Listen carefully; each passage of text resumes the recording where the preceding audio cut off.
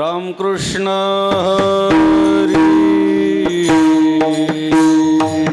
जय जय राम कृष्ण हरी जय जय रामकृष्ण हरी हरी जय जय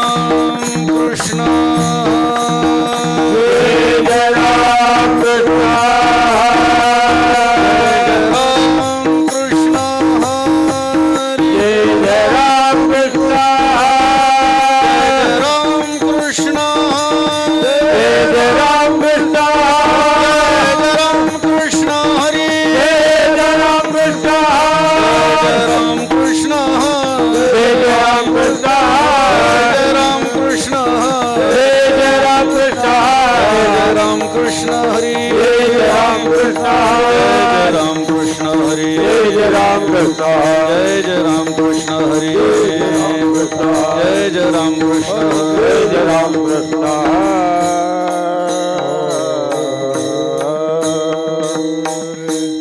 monitor अजून पाहिजे monitor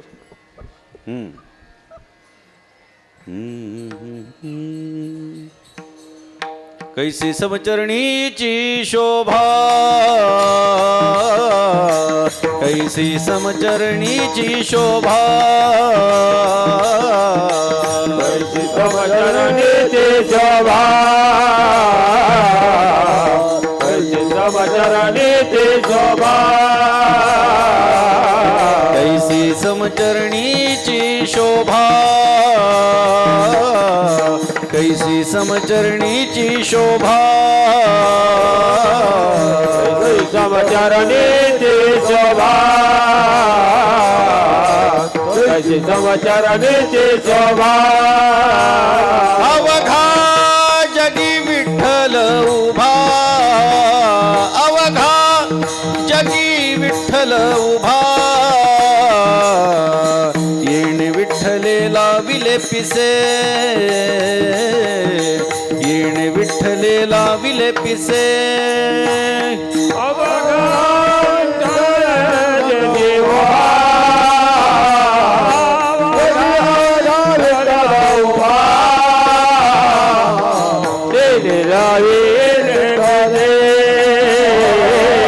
येणे विठ्ठलेला विलेपिसे जिकडे पाहे तिकडे दिसे जिकडे पाहे तिकडे दिसे येणे विठ्ठलेला विलेपिसे येणे विठ्ठलेला विलेपिसे जिकडे पाहे तिकडे दिसे पाहे तिकडे दिसे तेरे विठ्ठलेला विलेपिसे तेरे विठ्ठलेला विलेपिसे पाहते पाहणिया माझारी पाहते पाहणिया माझारी पाण्या माघारी पाण्या माघारी पाहते गेले पाहण्या परी पाहते गेले पाहण्या परी येणे विठ्ठलेला विलेपिसे येणे विठ्ठलेला विलेपिसे पाना परी पाहे पाहे पाना परी विठ्ठलेला विलेपिसे विठ्ठल लाविले पिसे जिकडे पाहे तिकडे दिसे जिकडे पाहे तिकडे दिसे येणे विठ्ठले लाविले पिसे येणे विठ्ठले लाविले पिसे जिकडे पाहे तिकडे दिसे जिकडे पाहे तिकडे दिसे तेने विठ्ठल लाविले पिसे तेने विठ्ठल लाविले पिसे एका जनार्दनी एकू एका जनार्दनी एकू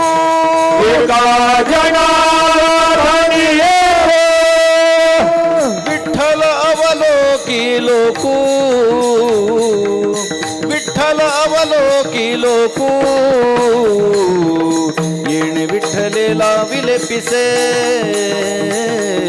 येणे विठ्ठले लाविले पिसे विठ्ठलावलो केलो गो विठ्ठलावलो केलो गो ते लाविले पिसे तेने विठ्ठल लाविले पिसे जिकडे पाहे तिकडे दिसे जिकडे पाहे तिकडे दिसे येणे विठ्ठले लाविले पिसे येणे विठ्ठले लाविले पिसे पाहे तिकडे दिसे तिकडे पाहे तिकडे दिसे तेने विठ्ठल लाविले पिसे तेने विठ्ठल लाविले पिसे जय राम कृष्ण हरी जय राम कृष्ण जय राम कृष्ण हरी जय राम कृष्ण जय राम कृष्ण हरी जय राम कृष्ण जय राम कृष्ण हरी जय राम कृष्ण जय राम कृष्ण हरी जय राम कृष्ण जय राम कृष्ण हरी जय राम कृष्ण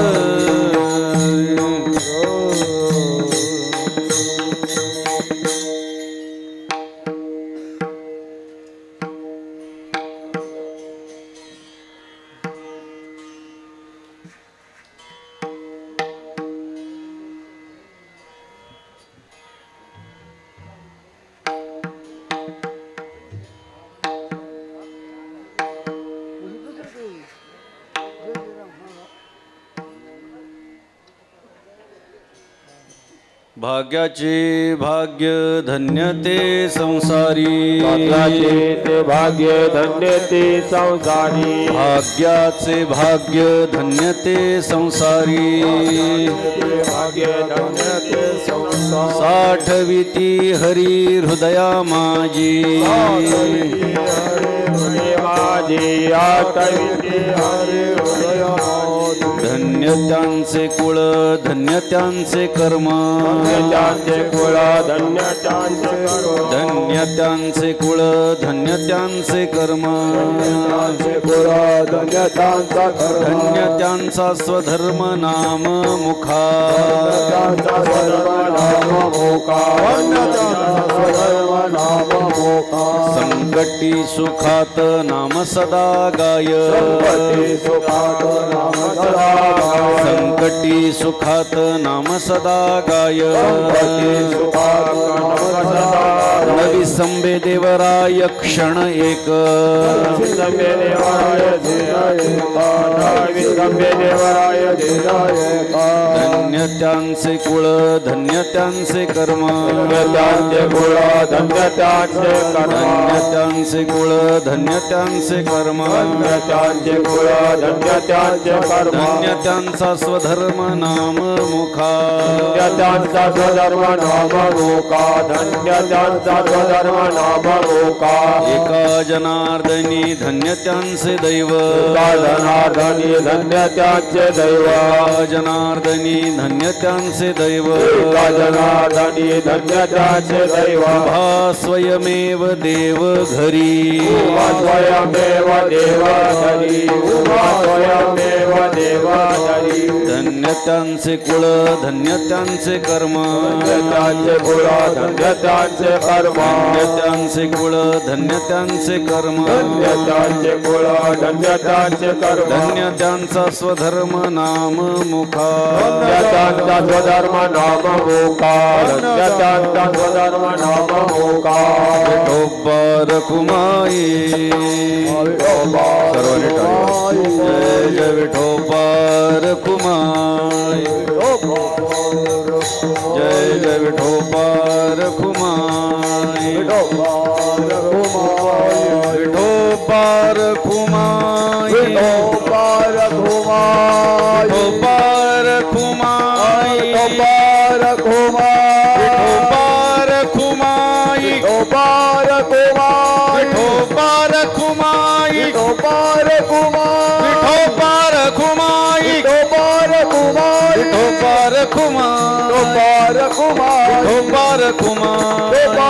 रखुमाई विठोबा रखुमाई विठोबा रखुमाई विठोबा रखुमाई जय विठोबा रखुमाई जय विठोबा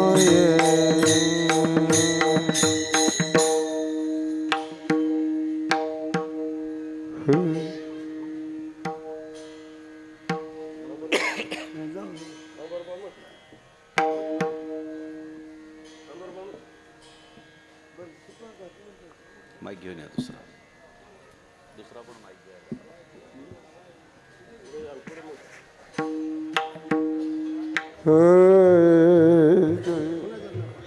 हॅलो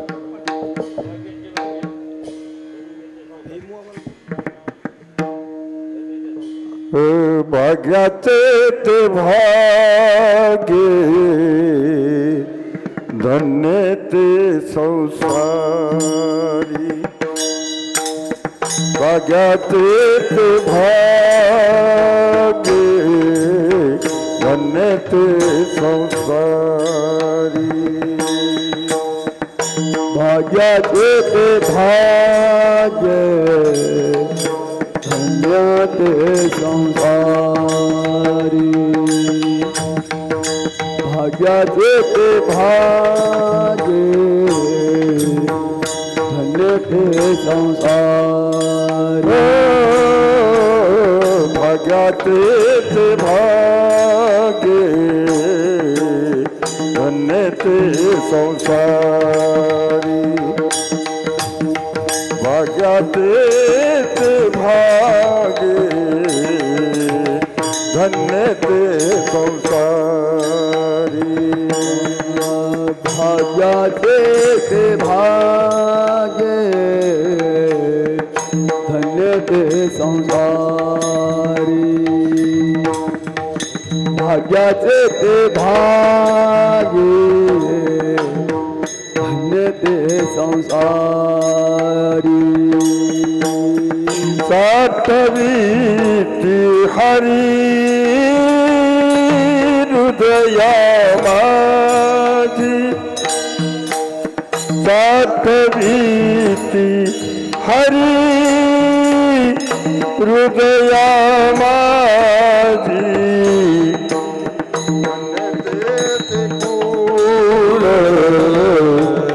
धन्यताच कर्म धन्यताच फूल धन्यताच कर्म आठवीसी हारे हृदया माझी आठवीसी हारे हृदया माझे धन्य कोळा त्याची गरमा धन्य त्याचे कुळ धन्य त्याचा जन्म धन्य त्याचा स्वधर्म नाम मुखा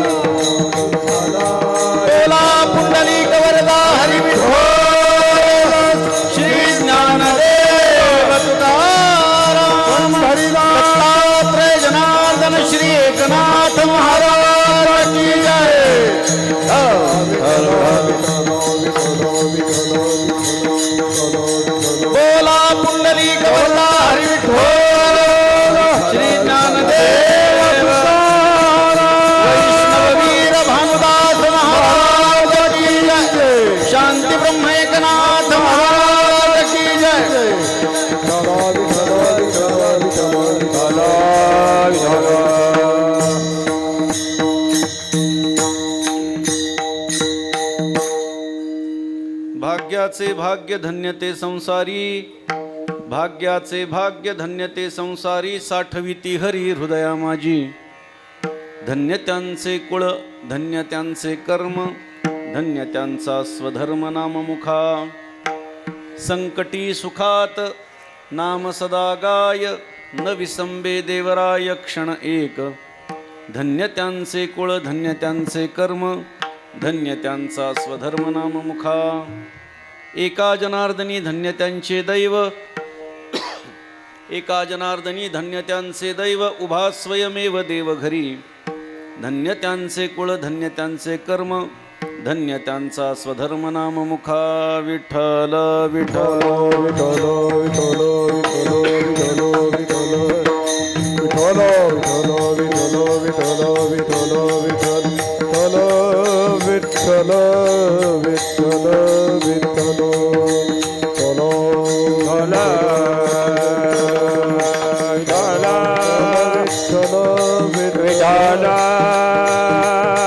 विठ्ठल विठ्ठल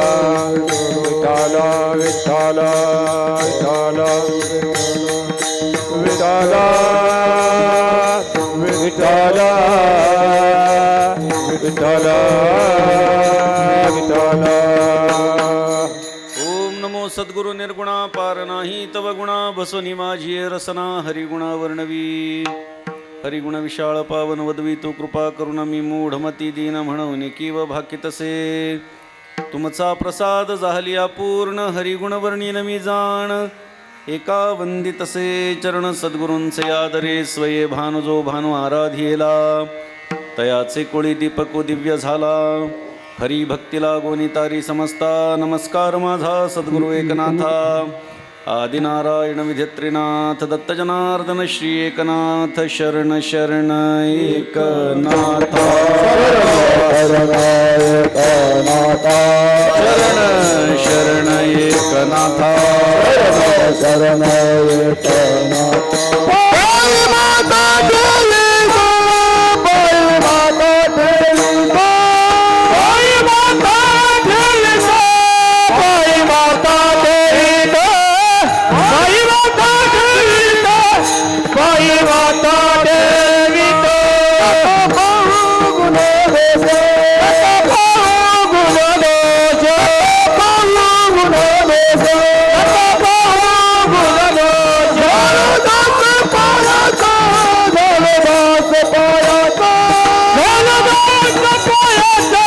जलदास पायाचा, जलदास पायाचा, जलदास पायाचा, जलदास पायाचा, जलदास पायाचा.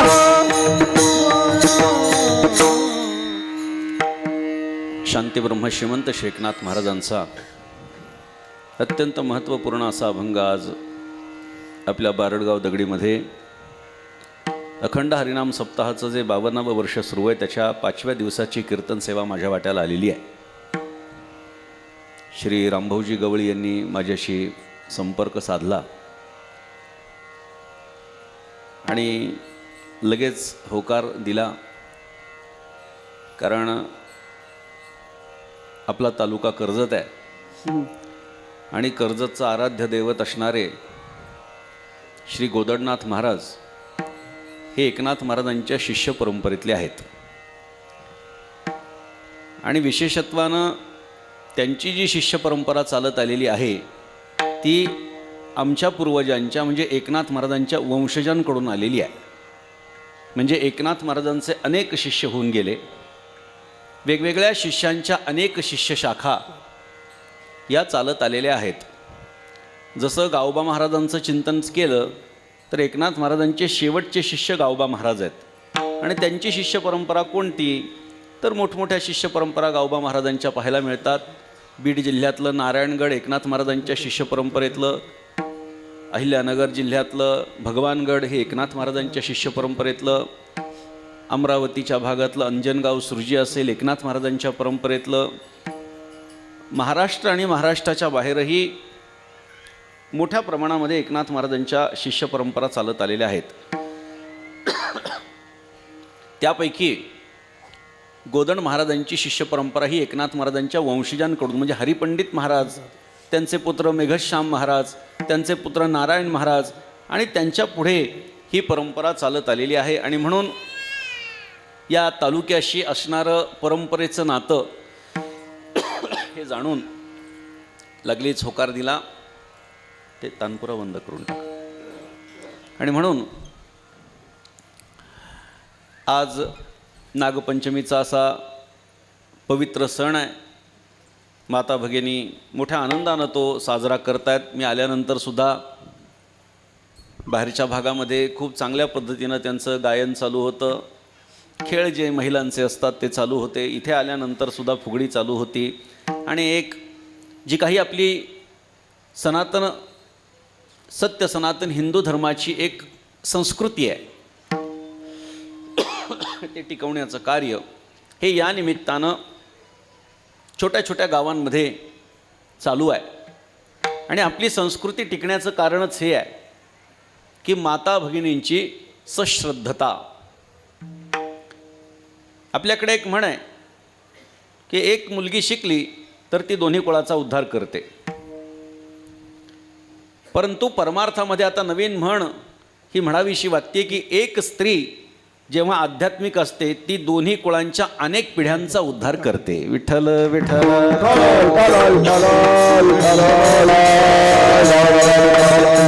हो, त्यामुळे घरातले पुरुष किती पारमार्थिक आहेत यापेक्षा माता भगिनी किती पारमार्थिक आहेत यावरती त्यांच्या कुटुंबाचं भवितव्य अवलंबून असतं. त्यामुळे जी जी कुटुंब परमार्थापासून दूर गेलेली आहेत, ज्या माता भगिनी परमार्थापासून दूर गेलेल्या आहेत त्यांच्या कुटुंबाची वाताहत झालेली आपण पाहतो. आपल्या आजूबाजूला अनेक उदाहरणं आहेत. शहरामध्ये माणसं जेव्हा जातात तेव्हा आपल्या मूळ संस्कृतीचा विसर त्यांना पडत असतो. आणि म्हणूनच आजही जी परंपरा जी संस्कृती आपल्या धर्माची टिकून आहे ती खेड्यापाड्यामध्ये लहान लहान गावामध्ये छोट्या छोट्या गावांमध्ये ज्या काही प्रथा आणि परंपरा जशाच्या तशा मागून आलेल्या आणि पुढे चाललेल्या अशा चालत असल्यामुळे आपली संस्कृती टिकून आहे. आणि म्हणून आज नागपंचमीचा दिवस आहे. आज नागाची पूजा करतात. आज नागाला दूध वगैरे पाजतात. खरं तर इतर वेळी नागाचं कौतुक कधी नाही आहे, ही गोष्ट आपण लक्षात घ्या. इतर वेळी नागाचं कौतुक नाही. मात्र आजचा दिवस हा नागाचा आहे. आपल्याकडे आपल्या संस्कृतीमध्ये एक दिवस एकेका गोष्टींसाठी आहे असं समजायला हरकत नाही. आपण वडाची पूजा करतो वटपौर्णिमेच्या दिवशी, म्हणजे झाडांचं संरक्षण करावं हा संदेश त्या माध्यमातून द्यायचा आहे. आज नागपंचमी साजरी करतोय म्हणजे प्राण्यांचं संरक्षण करावं ही आमची संस्कृती सांगते. त्यामुळे प्राण्यांचा नाश करावा, त्यांना मारावं ही आमची संस्कृती आम्हाला कधी सांगत नाही. तर सृष्टी आमच्या आजूबाजूच्या सृष्टीतल्या प्रत्येक घटकाचं पूजन हे मानवानं केलं पाहिजे आणि हेच त्याचं आद्य कर्तव्य आहे याची जाणीव आमची संस्कृती अख्ख्या जगाला करून देते. मात्र काही जण या संस्कृतीची अवहेलना करतात. किंबहुना शहरामध्ये गेल्यानंतर आपल्या संस्कृतीचा विसर पडतो आणि परकीय संस्कृतीची धारणा ही जीवनामध्ये जेव्हा येते तेव्हा अधोगतीला प्रारंभ होत असतो. त्यामुळे तुम्ही कुठेही जा, आपण कुठेही गेलो तरी आपला नित्य जो धर्म आहे, नित्य नैमित्तिक जे कर्म आहेत ते आपण पाळले पाहिजेत. लोकांना इतर धर्मामध्ये खरं बघितलं तर धर्म एकच आहे, सत्य सनातन वैदिक हिंदू धर्म. मात्र इतर धर्मामध्ये त्यांच्या माता भगिनी असतील, त्यांची सगळी मुलं असतील, पुरुष असतील, काटेकोरपणे आपल्या धर्माचं पालन करतात आणि धर्माचं पालन करताना लाजत नाहीत. मात्र ही लाज आपल्याला शहरामध्ये गेल्यानंतर वाटायला लागते. ही कुठेतरी आपण दूर केली पाहिजे हे या निमित्ताने मी आपल्याला सांगतो. कायम सापाला दूध पाजावं का हो? नाही. नाथ महाराजांनी सांगितलं सर्पा दुग्धपान करू नये. सर्पाला दुग्धपान करायचं नाही, पण आजचा दिवस त्याचा आहे. म्हणून प्रत्येक दिवस एक गोष्टींसाठी योजलेला आहे. त्यापैकी आजचा महत्त्वाचा दिवस आहे आणि त्याचबरोबरीनं आज श्रावणी सोमवार आहे. आपल्याकडे चंद्रपंचांग चालतं आणि त्याप्रमाणे आता श्रावण महिना आता सुरू झालेला आहे. मात्र उत्तरेमध्ये जर तुम्ही बघितलं तर 15-20 दिवसांच्या आधी श्रावण महिना सुरू झालेला असतो. त्या परंपरेमध्ये, त्या पंचांगामध्ये आणि आपल्याकडच्या पंचांगामध्ये थोडासा भेद आहे. 15 दिवसांचा अंतर आहे. त्यामुळे इकडे श्रावणी सोमवाराचा उपवास पण बरीच जण धरतात. आता हे बघा, वारकरी संप्रदायाचा कार्यक्रम सुरू आहे. हा कार्यक्रम जो आहे अखंड हरिनाम सप्ताह म्हणजे वारकरी संप्रदायाचा कार्यक्रम असतो. तिथे भगवंताचं नामस्मरण करायचं, हरीचं नामस्मरण करायचं आहे. परंतु हरीचं नामस्मरण करता करता आज महादेवाचा सुद्धा आजचा दिवस आहे. त्यामुळे महादेवाची उपासना ही खरं तर शैव पंथामध्ये सांगितलेली आहे, शिवाच्या उपासकांमध्ये सांगितलेली आहे. आणि वारकरी संप्रदाय हा वैष्णव प्रधान संप्रदाय आहे. विष्णूचे उपासक जे आहेत ते या संप्रदायाचे आहेत. किंबहुना जे विष्णूचे उपासक आहेत त्याला वैष्णव असं म्हणतात. आणि वारकरी संप्रदाय म्हणजे वैष्णव संप्रदाय. पण आमच्या साधू संतांनी या दोघांना एका माळेमध्ये गुंफलेला आहे. आमच्या साधू संतांनी हरिहरा भेद नाही नका करू वाद, एक एकाचे हृदय गोडी साखरेच्या ठाई अशी भूमिका मांडलेली आहे. भजन करी महादेव, राम पूजी सदाशिव, दोन्ही देव एक पाही तया ऐक्य दुजे नाही. त्या सगळ्यांमध्ये एकता आहे. हरी आणि हर फक्त एक वेलांटी आड आहे असं सांगितलेलं आहे. त्यामुळे आपल्याकडे इतरत्र वेळी जेवढे सप्ताह होत नाहीत तेवढे सप्ताह महाशिवरात्रीच्या वेळी अख्ख्या महाराष्ट्रामध्ये होतात. महाशिवरात्रीला जेवढे सप्ताह अख्ख्या महाराष्ट्रात होतात त्यापेक्षा कमी रामनवमी ते हनुमान जयंती होतात. त्यापेक्षा कमी तुकाराम बीज ते नाथषष्ठी होते. त्यापेक्षा कमी पाडव्यापासून रामनवमी असेल. म्हणून आमच्या साधू संतांनी आमच्या संस्कृतीचं जतन करत असताना वाद निर्माण होणार नाहीत याची पुरेपूर काळजी घेतलेली आहे. आणि म्हणून आपल्याकडे महाराष्ट्रामध्ये उत्तरेतली विष्णुभक्ती पण आहे आणि दक्षिणेतली शिवभक्तीसुद्धा आहे.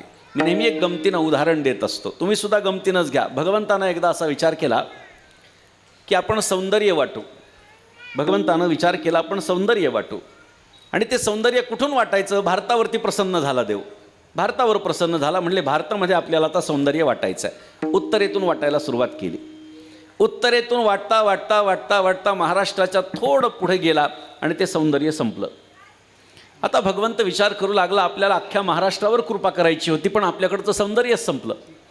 मग आता असं करूयात की आपण बुद्धी वाटू ती दक्षिणेकडून वाटूयात म्हणले, म्हणजे दक्षिणेतल्या लोकांवरती अन्याय होणार नाही. भगवंतानं बुद्धी वाटायला सुरुवात केली. वाटता वाटता वाटता वाटता महाराष्ट्राच्या थोडं पुढे गेला आणि ती बुद्धीसुद्धा संपली. मग काही जण म्हणतील की हे इथं सांगण्याचं तात्पर्य काय? आमच्याकडे उत्तरेतली विष्णुभक्ती आहे, दक्षिणेतली शिवभक्ती आहे. त्याप्रमाणे आमच्याकडे उत्तरेतून भगवंतानं वाटलेलं सौंदर्य पण आहे आणि दक्षिणेतून वाटलेली बुद्धीसुद्धा आहे. विठ्ठल विठ्ठल.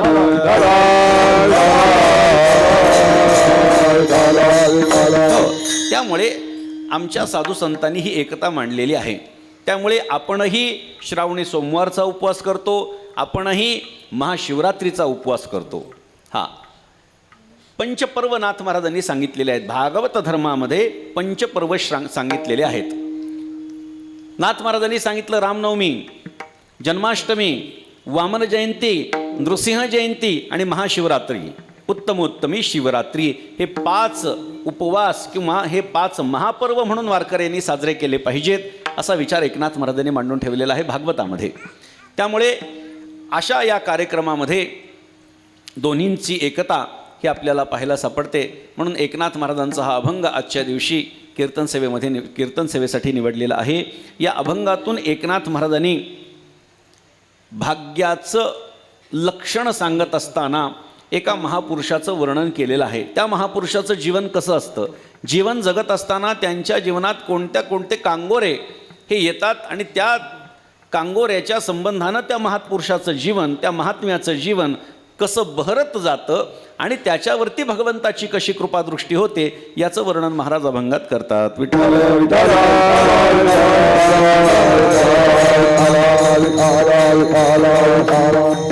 हो, या अभंगामध्ये भाग्याचं चिंतन आहे.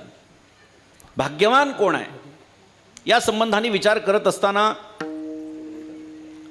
एखाद्याला एखाद्या गोष्टीचा अचानक लाभ झाला तर त्याला भाग्यवान म्हणण्याची पद्धत आपल्याकडे चालत आलेली आहे.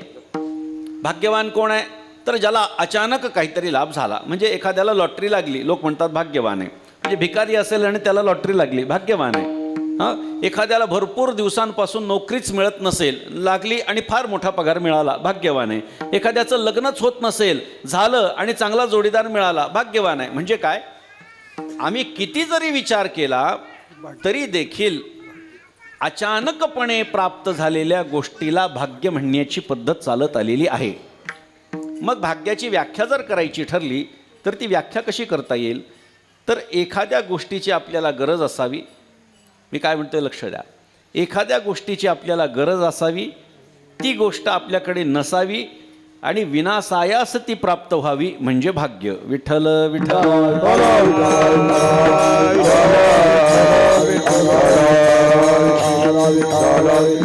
त्यामुळे हे भाग्य हे अनेक कारण. आपल्या तुमच्या आमच्या भाग्याचा विचार करा. जाऊ द्या, जास्त खोलामध्ये नको जायला. तुमच्या आमच्या भाग्याचा विचार करा. सामान्य माणसाची वृत्ती भाग्याची कुठपर्यंत जाते? तर सांसारिक भोगोपलब्धी ज्याच्या जीवनामध्ये विपुल प्रमाणामध्ये आहे, सामान्य माणूस त्याला काय म्हणतो? भाग्यवान म्हणतो. एखाद्याकडे मोठा बंगला असेल, भारीची गाडी असेल, सत्ता असेल, संपदा असेल तर माणूस म्हणतात काय भाग्यवान आहे बघा. परंतु हे भाग्य प्रारब्धावर अवलंबून आहे ही गोष्ट आपण विसरतो आहे. प्रारब्ध कशावर अवलंबून आहे? ते कर्मावर अवलंबून आहे ही गोष्ट आपण विसरतो. ते कर्म कधीच आहे तर जन्मोजन्मीचं जे कर्म आहे त्या कर्मावरती आपलं प्रारब्ध अवलंबून असतं आणि त्याच्यावरतीच भाग्य अवलंबून असतं. म्हणून जन्मोजन्मी जे आम्ही पाप पुण्य करत असतो त्याचा परिपाक म्हणजे या जीवनातले भोग असतात. भोगणे ते फळ संचिताचे, वाहिल्या उद्वेग दुःखाची केवळ, भोगणे ते फळ संचिताचे. पुण्य केलं सुख, पाप केलं दुःख, हे ठरलेलं आहे. पण तरी देखील आमचा पुनर्जन्मावरती आता विश्वास राहिलेला नाही असं दिसतं. म्हणून या जन्मातही पाप करण्यासाठी माणसं कमी पाहत नाहीत, मागे पुढे पाहत नाहीत. पापाचा परिणाम दुःख आहे. जगामध्ये अशी माणसं आहेत की जी कायम परमार्थ करतात, पण त्यांच्या पदरी जेव्हा दुःख येतं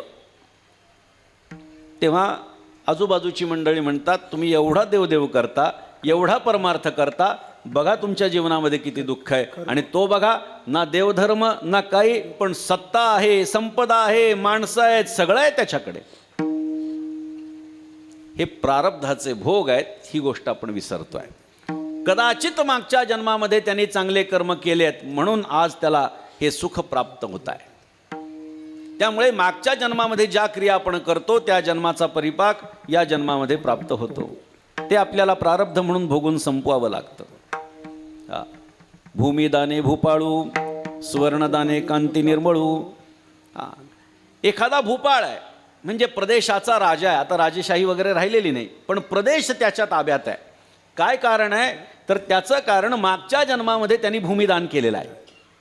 सुवर्णदाने कांती निर्मळू. एखादी व्यक्ती दिसायला सुंदर असते, काय कारण आहे? मागच्या जन्मामध्ये सुवर्णदान केलेलं आहे आणि म्हणून त्याची ही कांती निर्मळ त्याला प्राप्त होत असते. मग आपल्याला पुढच्या जन्मामध्ये त्या गोष्टी पाहिजे असतील तर ज्या ज्या गोष्टी हव्या असतील त्याच्यासाठी काय करावं लागतं याचं चिंतन शास्त्रामध्ये करावं आणि शास्त्र सांगेल त्याप्रमाणे आचरण केलं तर आम्हाला त्या गोष्टी पुढच्या जन्मात मिळणार आहेत. पण परमार्थ आम्हाला असं सांगतो की जन्म मरणाच्या चक्रातूनच आपण सुटलं पाहिजे, हा सर्वात मोठा लाभ आहे. पुण्य प्राप्त झालं तर ठीक आहे, स्वर्गामध्ये जायला मिळेल, पण ते स्वर्ग तरी कुठपर्यंत आहे? ते तम भुक्त्वा स्वर्गलोकम विशालम क्षीणे पुण्ये मर्त्यलोकम विशंती. खाली बसा. क्षीणे पुण्ये मर्त्यलोकम विशंती एवं त्रयी धर्म मनोप्रपन्ना गतागतं कामकामा लभन्ते. पुण्याची पावटी सरे, सवेची इंद्रपणाची उटी उतरे, मग येऊ लागती माघारे मृत्यूलोका. काय सांगतात ज्ञानोबराय? त्यांनी सांगितलं पुण्य संपलं बघा, स्वर्गामध्ये तोपर्यंतच आपल्याला स्थान आहे जोपर्यंत पुण्य आहे. म्हणजे त्या शहरामध्ये मोठमोठे मॉल असतात, त्या मॉलमध्ये छोट्या छोट्या मुलांच्या खेळण्याचा एक भाग असतो आणि त्यांना एक कार्ड देण्यात येतं. त्या कार्डमध्ये आपण पैसे भरायचे आणि ते कार्ड तुम्हाला कुठे कुठे त्या भागात वापरायचं ते वापरायचं. एकदा त्याचे पैसे संपले की तुम्हाला बाहेर जावं लागतं, नाही तर पुन्हा पैसे भरावे लागतात. बस. मी आपल्याला मुद्दाम उदाहरण सोपं दिलं, त्याचं कारण असं आहे की हेच जीवन आहे. जोपर्यंत आमच्या जन्मोजन्मीचा साठा आहे तोपर्यंतच पुण्य आहे म्हणून आम्ही स्वर्गात आहे. पुण्य संपलं की पुन्हा पृथ्वीवरती यावं लागतं. मग आता या पुण्याची पावडी सरी हो, सवेची इंद्रपणाची उठी उतर येऊ लागती माघारे मृत्यू लोका. तुका म्हणे जाती पुण्यक्षये अधोगती, पुण्यक्षये अधोगती, पुण्यक्षये अधोगती. तुकामने जाती पुण्यक्षया अधोगती, पुण्यक्षया अधोगती, पुण्यक्षया अधोगती. तुका म्हणे जाती पुण्यक्षय अधोगती, पुण्यक्षय अधोगती, पुण्यक्षय अधोगती. तुका म्हणे जाती पुण्यक्षया अधोगती, पुण्यक्षया अधोगती, पुण्यक्षया अधोगती.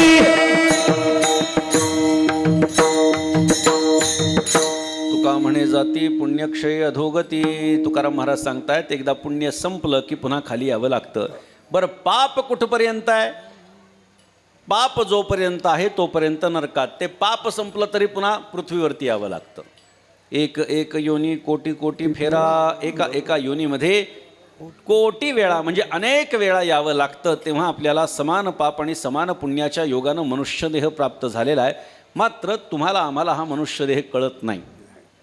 या मनुष्यदेहाचं महात्म्य हे तुम्हाला आम्हाला कळलेलं नाही म्हणून आलेला देह, आलेलं आयुष्य आम्ही खर्ची घालतोय.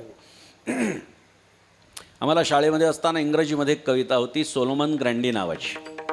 आपल्यापैकी काही जणांना असेल, लक्षात असेल तर बघा. सोलोमन ग्रँडी, त्याची सुरुवात अशी होती, Solomon Grundy born on Monday. Solomon Grundy नावाच्या माणसाची कथा अगदी कवितेच्या माध्यमातून त्यांनी मांडली होती. काय सांगितलं? सोलोमन ग्रँडी नावाच्या मुलाचा जन्म हा सोमवारी झाला. मंगळवारी त्याचं सोलोमन ग्रँडी असं नाव पडलं. बुधवारी तो मोठा झाला. गुरुवारी त्याचं लग्न झालं. शुक्रवारी त्याला मुलं झाली. शनिवारी तो आजारी पडला आणि रविवारी तो मेला. झालं, संपलं. सोलोमन ग्रँडीचं आयुष्य संपलं. त्याच्यासारखीच अवस्था तुमची आमची. आम्ही काय करतोय? आलेला दिवस घालवतोय. आलेला दिवस घालवतोय. सकाळ झाली की नित्यकर्म करायचे, बाहेरून कुठून फिरून यायचं, 2 वेळा जेवण करायचं, इतर वेळी मोबाईल बघत बसायचा, संपलं जीवन. दुसऱ्या दिवशी पुन्हा तेच. काय आपण स्वतःच्या उद्धारासाठी करतोय याचं चिंतन कधीतरी आपण केलं पाहिजे. समाजाच्या उन्नतीसाठी आपण काय करतो याचं चिंतन कधीतरी घडलं पाहिजे. कारण उत्तमची उरे कीर्ती मागे. आपण गेल्यानंतर केवळ कीर्ती शिल्लक राहणार आहे. अर्थात आपण केलेलं कर्म लक्षात राहणार आहे. आपण चांगले वागलो नाहीत तर निश्चित लोक म्हणतील बरं झालं गेला एकदाच. पण चांगलं वागल्यानंतर लोक म्हणतात अजून काही काळ जगायला हवं होतं. अशी अवस्था आमच्या जीवनामध्ये निर्माण व्हावी याच्यासाठी आपण काय प्रयत्न करतोय? काय नाही. वर्षभरातून एकदा 7 दिवस परमार्थ करतो, सप्ताहामध्ये येतो, इथे बसतो, श्रोते म्हणून काम करतो, बस, बाकी काही नाही. हे का मी आपल्याला सांगतोय? क्षणोक्षणी हाची करावा विचार, तरावया पार भव सिंधू नाशिवंत देह जाणार, सकळ आयुष्य खातो काळ सावधान. पण आमच्याकडे सावधानता नाही. हा वरवरचा परमार्थ कामाचा नाही, लक्षात ठेवा. माझी कीर्तनं जे ऐकतात त्यांना माझ्या स्पष्ट वक्तेपणाची जाणीव आहे. कोणाची स्तुती कोणाची निंदा हा माझ्या कीर्तनाचा विषय कधी नसतो. सगुण चरित्रे परमपवित्रे सादर वर्णावी, सज्जन वृंदे मनोभावे आधी वंदावी, संत संगे अंतरंगे नाम बोलावे, कीर्तन रंगी देवा सन्निध सुखे डोलावे, भक्ती ज्ञाना विरहित इतरा गोष्टी न कराव्या, प्रेम भरे वैराग्याच्या युक्ती विवराव्या, जेणे करुणी अंतरी मूर्ती ठसावी, श्रीहरीची ऐसी कीर्तन मर्यादा आहे संतांच्या घरची. त्यामुळे इथे मनोरंजन करण्यासाठी आम्ही उभे नाहीत. मनोरंजन करणं हा कीर्तनाचा विषय नाही आहे. अंतःकरणामध्ये पांडुरंगाची भक्ती स्थिर व्हावी, दृढ व्हावी, हाच एकमात्र उद्देश कीर्तन परंपरेचा चालत आलेला आहे. त्यामुळे कीर्तनामधून आमच्या जीवनात जर आम्हाला काही चांगल्या गोष्टी शिकायला मिळाल्या नाहीत तर कीर्तनाला उपस्थित राहून सुद्धा काही उपयोग नाही. त्यामुळे कीर्तनामध्ये आल्यानंतर 7 दिवसांचा केवळ परमार्थ सप्ताहापुरता करायचा असं नाही आहे. या ठिकाणी येणं म्हणजे एक प्रकारची ट्रेनिंग आहे. उर्वरित आयुष्यामध्ये, उर्वरित कालखंडामध्ये आम्ही पारायण कसं करायचं, आम्ही हरिपाठ कसा करायचा, आम्ही श्रवण कसं करायचं, कीर्तन प्रवचन कथा, या सगळ्या गोष्टी या ठिकाणाहून शिकून जायच्या. म्हणून केवळ कोणीतरी येतोय, आपण बसायचं आहे, तो काहीतरी बोलतो की पंक्तीला हजर, असं करू नका. परमार्थ खाण्यापुरता मर्यादित ठेवू नका. सगळेजण खूप चांगलं काम करतात. आल्यापासून मी पाहतोय प्रत्येकजण हा आपला सप्ताह आहे अशा पद्धतीनं राबतोय. तरुणांची मोठी फळी ही पंक्तीसाठी मोठी झटती आहे. पण तरुणांनी फक्त पंक्तीचाच विचार करून आत्मोद्धाराचं कीर्तन बाजूला ठेवावं असं मात्र नक्कीच नाही आहे. हा फक्त पंगत वाढणं म्हणजे जीवनामध्ये तुम्ही फार परमार्थ केला असं होत नाही. प्रत्येक जणांनी परमार्थातल्या प्रत्येक क्रियेला उपस्थित राहणं अपेक्षित आहे. जिथे जिथे बसले असतील किमान तिथून तरी श्रवण करणं गरजेचं आहे. आपण सर्वजण छोट्या मुलापासून वयोवृद्ध माणसापर्यंत अबाल वृद्ध या ठिकाणी हा सप्ताह मोठा करण्यासाठी झटतायत याची मला जाणीव आहे. आपलं गाव हे पारमार्थिक आहे. गेल्या अनेक वर्षांपासून पंढरपूरला आपण दिंडी नेत आहे आणि अशा पारमार्थिक गावामध्ये मी कीर्तन करतो याची मला जाणीव आहे. त्यामुळे श्रोते जसे असतात त्या पद्धतीनं वक्त्यानं बोलणं अपेक्षित आहे. त्यांना रुचेल पटेल देणं घेणं नाही. जे श्रेयस्कर आहे ते सांगावं. हा लक्षात घ्या, जे प्रेयस्कर आहे ते सांगण्याचं कारण नाही. तुम्हाला तुमच्या कानांना जे प्रिय वाटेल ते मी बोलावं असं कदापि होणार नाही. पण निश्चितपणे संत महात्म्यांनी सांगून ठेवलेले विचार हे तुमच्यापर्यंत पोचतील, जेणेकरून तुमचं कल्याण होईल, तुमच्यासाठी ते श्रेयस्कर ठरतील. हीच भाषा माझ्या कीर्तनामध्ये कायम असण्यात ठेवण्याचा मी प्रयत्न करतो. म्हणून आम्हाला जे पाप पुण्य आमच्या मागच्या जीवनामध्ये घडलेलं आहे, मागच्या जन्मामध्ये घडलेलं आहे, ते या जन्मामध्ये भोगून आम्हाला संपवायचं आहे. आम्हाला काय करायचं आहे, या जीवनामध्ये आल्यानंतर मनुष्यदेह नरदेह प्राप्त झाल्याच्या नंतर आम्हाला मुक्त व्हायचं आहे. नरदेहामध्ये आम्ही सर्वजण आलेलो आहोत, पण त्यापैकी किती जण मनुष्य आहेत हा प्रश्न आहे. दुर्लभम त्रयमेव तद्दैवानुग्रह हेतुकम मनुष्यत्वम मुमुक्षुत्वम महापुरुष संश्रयः. आचार्यांनी सांगितलंय 3 गोष्टी दुर्लभ आहेत. मनुष्यत्व दुर्लभ आहे, मुमुक्षुत्व दुर्लभ आहे म्हणजे मोक्षाच्या प्राप्तीची इच्छा होणं, आणि महापुरुष संश्रयः म्हणजे महापुरुषांचा सहवास प्राप्त होणं हे अत्यंत दुर्लभ आहे. काही जण म्हणतील या 3 गोष्टींपैकी एक गोष्ट तर आम्हाला प्राप्त आहे, आम्ही मनुष्य आहेत. गैरसमज नसावा. नरदेहाला आलेलो आहोत, पण नरदेहाला आल्यानंतरही मनुष्य किती लोक आहेत आत्मचिंतन करा. कारण मनुष्यत्व ही वृत्ती आहे. मनुष्य म्हणजे देह नाही आहे. जसं राक्षसत्व ही वृत्ती आहे, देवत्व ही वृत्ती आहे, तशी मनुष्यत्व ही वृत्ती आहे. त्यामुळे आपण नरदेहाला इथे बसलेले सर्वजण आलेलो आहोत. मात्र यापैकी मनुष्य किती जण आहेत याचं आत्मचिंतन आपण प्रत्येकानं केलं पाहिजे. आणि जर आपण मनुष्य असो तर आपल्या मनामध्ये परमार्थाचा विचार असणार आहे आणि मोक्षाच्या प्राप्तीचा विचार आमच्या जीवनामध्ये असणार आहे.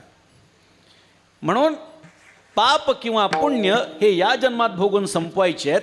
मग काही जण म्हणतील संपल्यानंतर काय, तर पुनर्जन्म नाही. मग त्याच्यातही काही जण कदाचित म्हणतील मग या जन्मामध्ये जे पाप केलंय आणि पुण्य केलंय त्याचं काय, तर त्याचं उत्तर शास्त्र असं देतं की या जन्मामध्ये पापकर्म अजिबातच करायचे नाहीत, म्हणजे आपल्याला अधोगती प्राप्त होत नाही.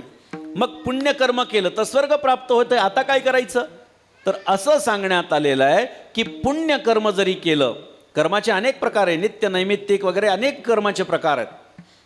त्यापैकी कोणतेही कर्म जरी आपण केलं तरी ते सगळंच्या सगळं कर्म कृष्णार्पण करून टाकायचं. त्यामुळे आपण सत्यनारायण करतो, वास्तुशांती करतो किंवा अन्य काही गोष्टी ब्राह्मणाच्या माध्यमातून करतो, तेव्हा ब्राह्मण शेवटी काय म्हणतात, ते म्हणतात तत्सत कृष्णार्पणमस्तु. हातात पाणी घेऊन काय म्हणतात, पाणी सोडून द्या, तत्सत कृष्णार्पणमस्तु. म्हणजे जे काही कर्म आम्ही केलेलं आहे, जे पुण्यकर्म आहे ना, त्या पुण्य लागो नेदू पाप पुण्य अंगा अशी अवस्था होऊन जाऊ द्यायची. म्हणजे पाप तर करायचंच नाही आणि पुण्य केलं तर ते कृष्णार्पण करायचं. म्हणजे ते त्याचं पुण्य हे आपल्या या देहाला प्राप्त होत नाही आणि पुनर्जन्म प्राप्त होत नाही. ही भूमिका आमच्या संस्कृतीने दिलेली आहे. त्यामुळे प्रारब्धाचे जे भोग आहेत ते या जन्मामध्ये भोगायला मिळाले तर काही जण त्याला भाग्य म्हणतात. असो, कदाचित ती व्याख्या योग्य पण असू शकेल. पण या अभंगाचं चिंतन जर आपण केलं तर एकनाथ महाराजांनी केवळ भाग्य म्हणजे काय हे सांगितलेलं नाही आहे, तर भाग्याच्या भाग्याचं वर्णन केलं आहे. मग भाग्यवान कोण आहे याचं चिंतन आपण केलं. मग भाग्याचा भाग्यवान कोण आहे महाराज सांगतात अभंगाच्या पहिल्या. भाग्याचे भागे धन्य ते संसारी, भाग्याचे भागे धन्य ते संसारी, भाग्याचे भाग्य धन्य ते संसारी, भाग्याचे भाग्य धन्य ते संसारी, भाग्याचे भागे धन्य ते संसारी, भाग्याचे भागे धन्य ते संसारी, भाग्याचे भाग्य धन्य ते संसारी, भाग्याचे भाग्य धन्य ते संसारी, साठवे ते हारे हृदया माझी, साठवे ते हारी, साठवे ते हारी हृदया माझी, हृदया माझी, धन्यताचे को धन्यताचे कळमा, धन्यताचे को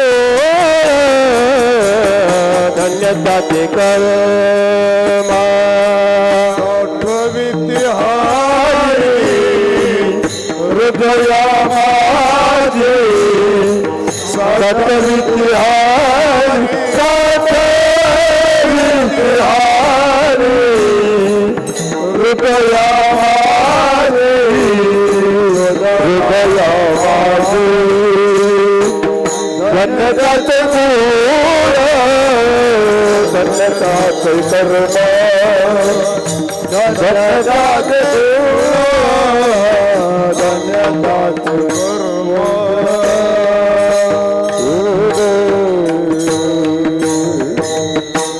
भाग्याचे भाग्य धन्य ते संसारी, साठविती हरी हृदया माझी. एकनाथ महाराज सांगतायत जगामध्ये धन्य कोण आहे, भाग्याचा भाग्यवान कोण आहे, तर जो हरीला हृदयामध्ये साठवतो तो. आपण भाग्यवान कोण आहे हे बघितलं, पण भाग्याचाही भाग्यवान अशी जेव्हा व्याख्या नाथ महाराज करतात तेव्हा नेमकं त्यांना काय म्हणायचं हे समजावून घेणं गरजेचं आहे. भाग्याचं भाग्य म्हणजे काय, सोलीव भाग्य असं आपण त्याला म्हणू शकतो. म्हणजे मी नेहमी उदाहरण देतो की द्राक्षाचा एखादा घड आहे, गोड आहे, आणि ते द्राक्ष खाल्ल्यानंतर त्यातलं एक द्राक्ष खाल्ल्यानंतर आम्हाला गोड लागणार आहे, पण तेच द्राक्ष साल काढून जर खाल्लं तर अधिक गोड लागणार आहे. बस याला सोलीव भाग्य असं म्हणायचं. परमात्म्याची प्राप्ती ज्याला झाली तो भाग्यवान आहे संतांच्या दृष्टीनं. पंचाक्षरं पावनमुच्चरन्तः पतिं पशूनां हृदि भावयन्तः भिक्षाशनादिक्षु परिभ्रमन्तः कौपीनवन्तः खलु भाग्यवन्तः. आचार्य म्हणतात नमः शिवाय हा पावन करणारा मंत्र आहे, नित्य जे मुखामध्ये धारण करतात. पंचाक्षरं पावनम उच्चरन्तः पतिं पशूनां हृदि भावयन्तः. पशुपतीनाथ भगवान श्री विश्वे नित्य धारण करतात.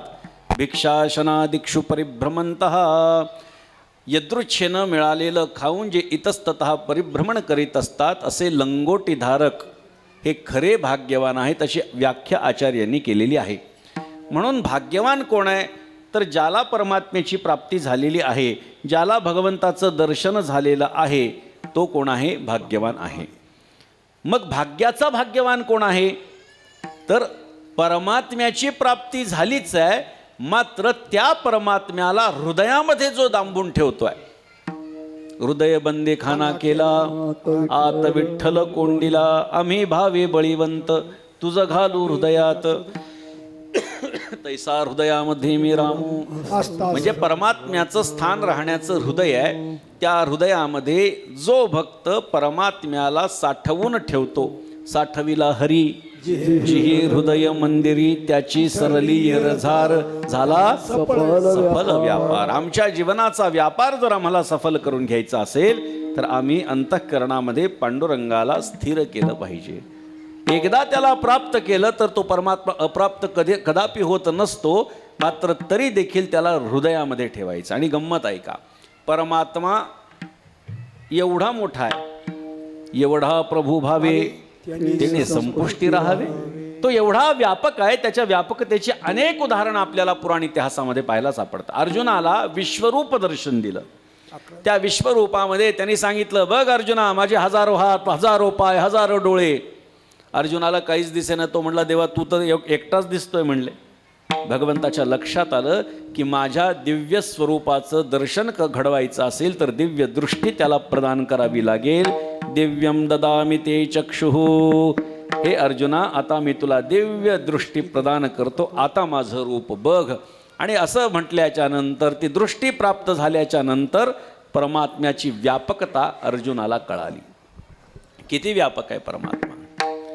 भगवंताचं एकदा लग्न होतं बरं का. एकदा लग्न होतं म्हणजे भरपूर केलेत, त्याच्यापैकी एका लग्नाची गोष्ट. एकदा लग्न होतं. गरुडाला सांगितलं, रे उद्या लग्न आहे माझं आणि नेमके सासरे बोनच बोलवायचं विसरलो म्हणले. गरुडाने विचारलं, कोणत्या क्रमांकाच्या सासऱ्याला? त्यांनी सांगितलं, पहिल्या. गरुड म्हटलं, म्हणजे समुद्राला? कारण भगवान महाविष्णूची पहिली पत्नी कोण आहे? लक्ष्मी माता आहे. आणि लक्ष्मी ही समुद्र मंथनातून आलेली आहे. 14 रत्नांपैकी एक रत्न आहे. आणि ती भगवंताला शरण गेली. आणि ती समुद्रामधून आल्यामुळे समुद्र हे तिचे पिता. म्हणले, देवा समुद्र जर लग्नाला आला तर लग्न धड होईल असं तुला वाटतं का? म्हणले. भगवंतानं सांगितलं, सेवके करावे सांगितले काम. जास्त डोकं चालवायचं नाही, जे सांगितलं तेवढं ऐकायचं. सेवकाने काय करायचं? मालक जे सांगेल तेवढं ऐकायचं, जास्त डोकं चालवायचं नाही. आता गरुड म्हणू लागला, देवालाही काही कळत नाही. लक्षात घ्या, ज्याला काही कळत नाही त्यालाच असं वाटतं की ज्याला कळतंय त्याला काही कळत नाही. लक्षात आलं का? आता कर्तुम अकर्तुम अन्यथा कर्तुम शक्तिधारी तो परमात्मा आहे. अहो सगळं विश्व चालवतोय. चतुरातू शिरोमणी असं त्याचं वर्णन आहे. अहो त्या हिरण्यकश्यपूने किती वर मागितले हो. तू पहिले तर म्हटला ब्रह्मदेवाला मला मरणच यायला नको. त्यांनी सांगितलं असं होऊ शकणार नाही. मग मागणं मागितलं. घरात नाही, घराच्या बाहेर नाही, दिवसा नाही, रात्री नाही, माणसाकडून नाही, प्राण्याकडून नाही, अस्त्राने नाही, शस्त्राने नाही, सकाळी नाही, रात्री नाही.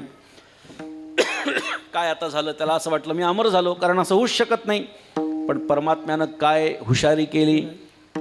मनुष्याकडून नाही, प्राण्याकडून नाही, नरसिंह एक स्वतंत्र रूप धारण केलं. दिवसा नाही, रात्री नाही, सूर्यास्ताच्या समयीची वेळ निवडली. घरात नाही, घराच्या बाहेर नाही, उंबरा निवडला. जमिनीवर नाही, आकाशात नाही, मांडीवर पकडला. अस्त्रानं नाही, शस्त्रानं नाही, नखाने फाडला. बस याला म्हणतात चतुरातू शिरोमणी. त्याच्यामुळे परमात्म्याच्या बुद्धीची जर का अवहेलना गरुड करत असेल तर त्या गरुडाच्याच बुद्धीची खरं तर कीव केली पाहिजे की नको. त्यांनी सांगितलं, देवा कसं काय? म्हणले, असं तुला जे सांगितलंय ते करायचं, जा. झालं. फडत्कार करत गरुड समुद्राजवळ आला आणि समुद्राला प्रार्थना केली. आता काय असतं, मी ज्याला काही सांगतोय तो जर ते ऐकत नसेल तर ते कामाचा नाश झाला पाहिजे, गडबड झाली पाहिजे, अशी भूमिका मधल्या माणसाची असते. गरुड विचार करू लागला, माझा ऐकत नाही ना देव, आता समुद्राला आपण असं फितू जेणेकरून समुद्र लग्नालाच येणार नाही. गरुडाने समुद्राला सांगितलं, म्हणले जावयाचं लग्न आहे उद्या तुमच्या. गरुड म्हणला, काय? समुद्र म्हणला, वा वा, चांगली आनंदाची बातमी दिली. ऐसा सासरा विरळा बरं का. जावयाच्या लग्नाची बातमी सासऱ्याला मिळाली आणि तो म्हणतोय, वा चांगली बातमी दिली, ऐसा सासरा विरळा. उद्या लग्न आहे, तुमचा विसर पडला. म्हणले आज बोलवतायत बघा. समुद्राने सांगितलं, अरे बाबा तो परमात्मा एवढा व्यापक आहे, सगळ्या ब्रह्मांडाचा विचार आहे त्याला, अरे एवढ्या गडबडीत त्याला माझा विसर पडला नाही, हेच माझं परमभाग्य आहे, तुला पाठवलंय ना. मग गरुडाचा नाविलाज झाला. समुद्राने सांगितलं निश्चित येणार.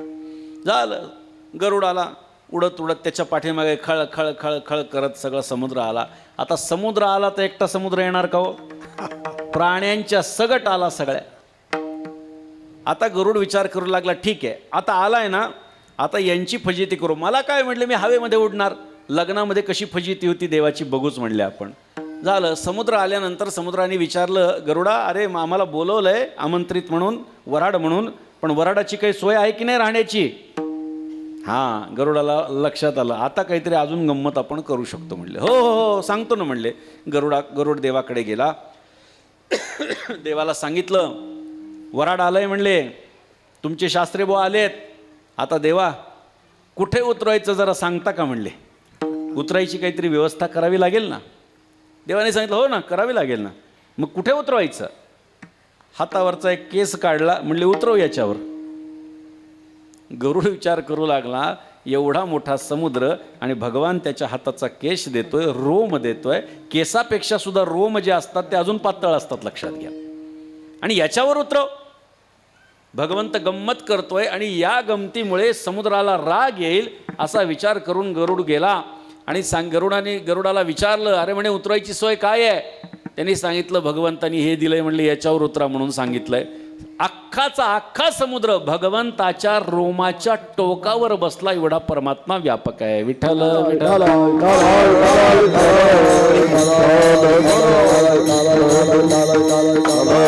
त्यामुळे तो एवढा मोठा परमात्मा आहे, पण एवढ्याशा हृदयामध्ये कसा बसू शकतो? भावाच्या बळानं. आम्ही भावे बळीवंत तुझं घालू हृदयात. देवा आम्ही भावानं बळीवंत आहोत, तुला हृदयामध्ये आम्ही घालू. गंमत अशी आहे, कधी कधी देव हृदयामध्ये येऊन बसतो स्वतः.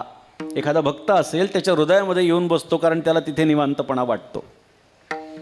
पण बाहेर निघू शकत नाही स्वतःच्या मर्जीनं. बाहेर नाही निघू शकत. काय कारण आहे?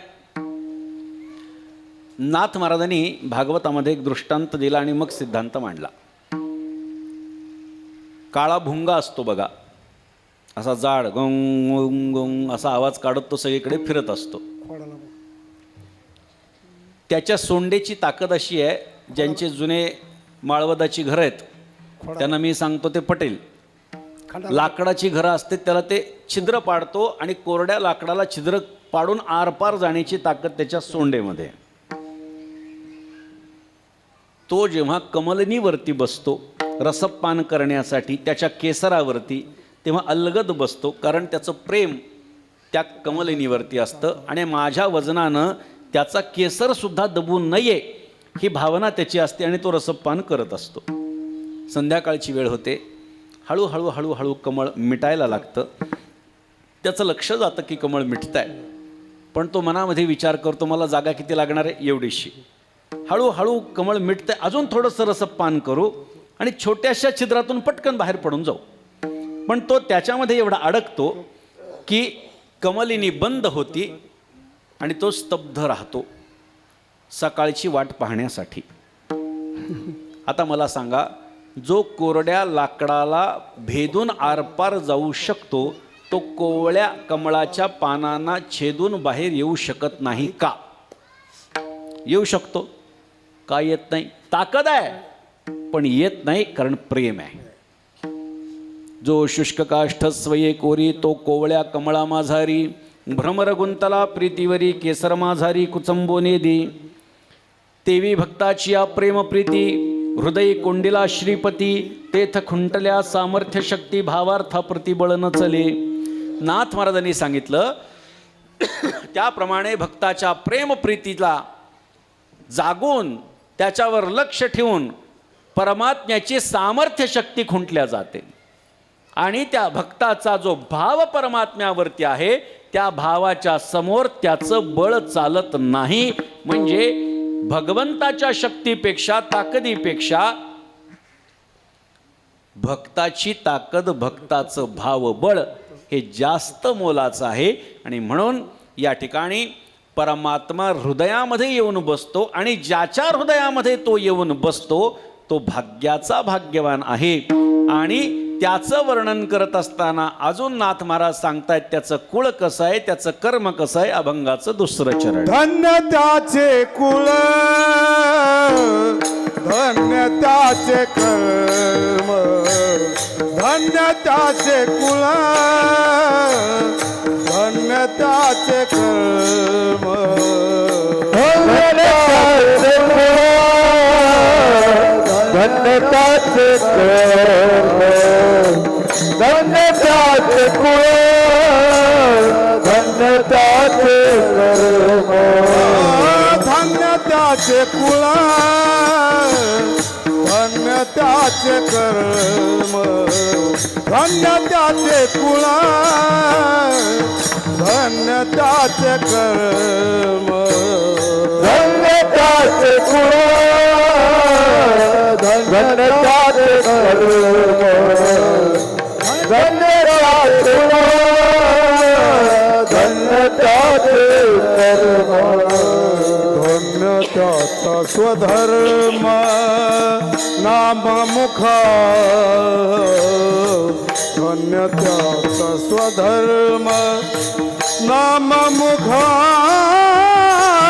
धन्य त्याचे कुळ, धन्य त्याचे कर्म, धन्य त्याचे कुळ, धन्य त्याचे कर्म,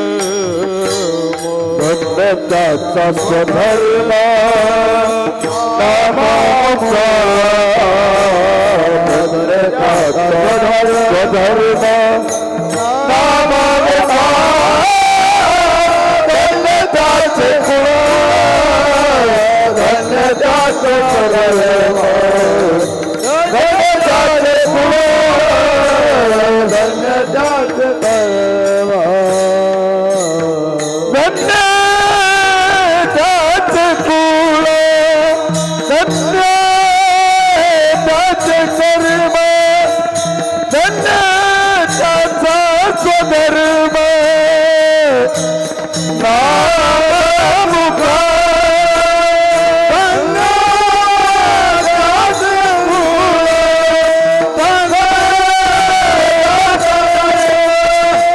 धन्य त्याचा स्वधर्म नाममुखा.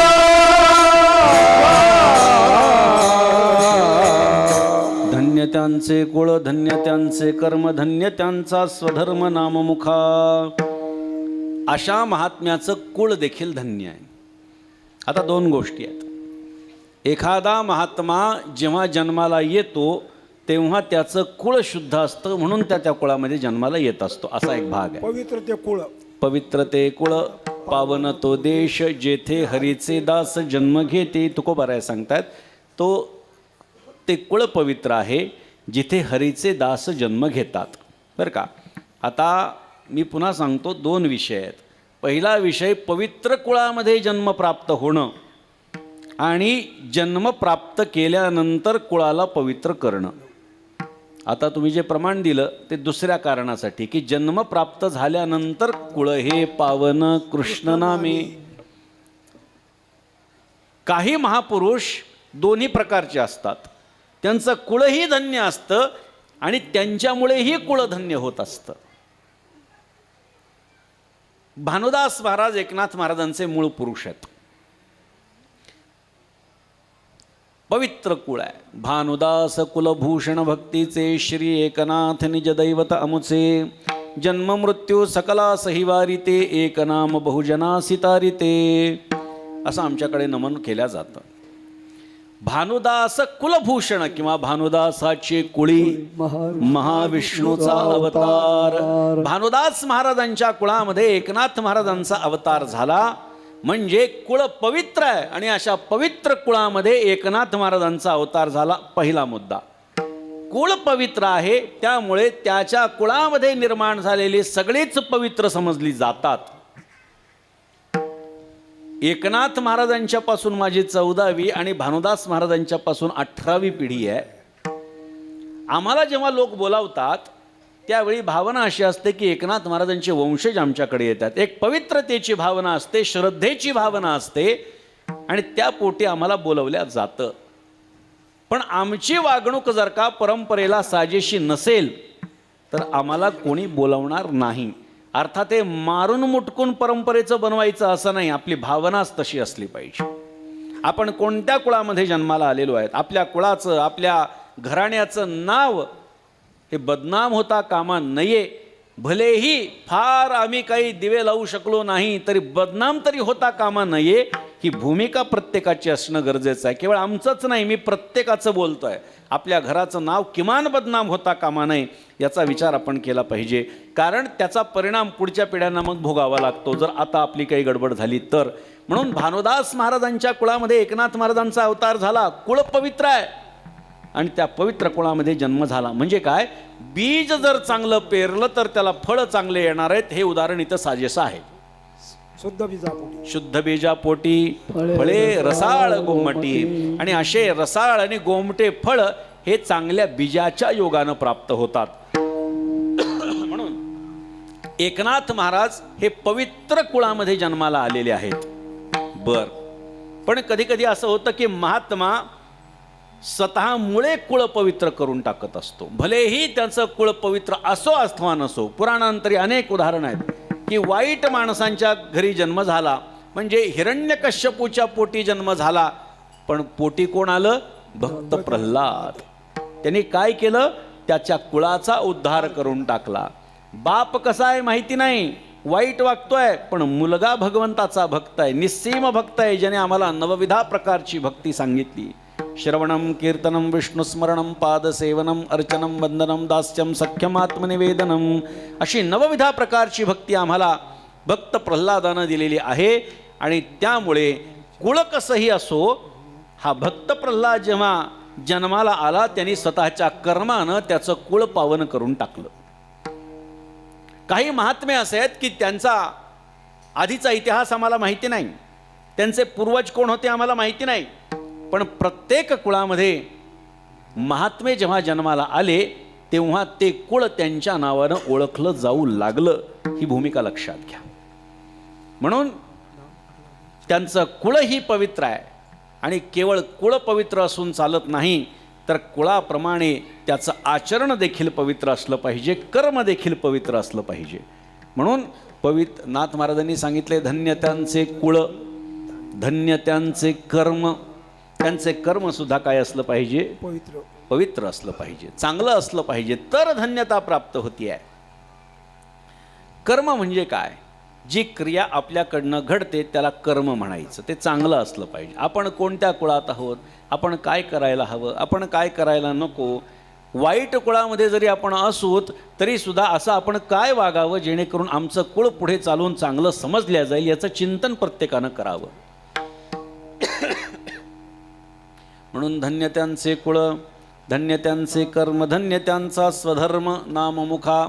या महापुरुषांचा स्वधर्म काय आहे प्रत्येकाचा. हे बघा, मी पुन्हा सांगतो, धर्म केवळ जगतामध्ये एकच आहे, ज्याला सत्य सनातन धर्म असं म्हणतात, ज्याला आज आपण हिंदू धर्म असं म्हणतो. तो एकच धर्म आहे.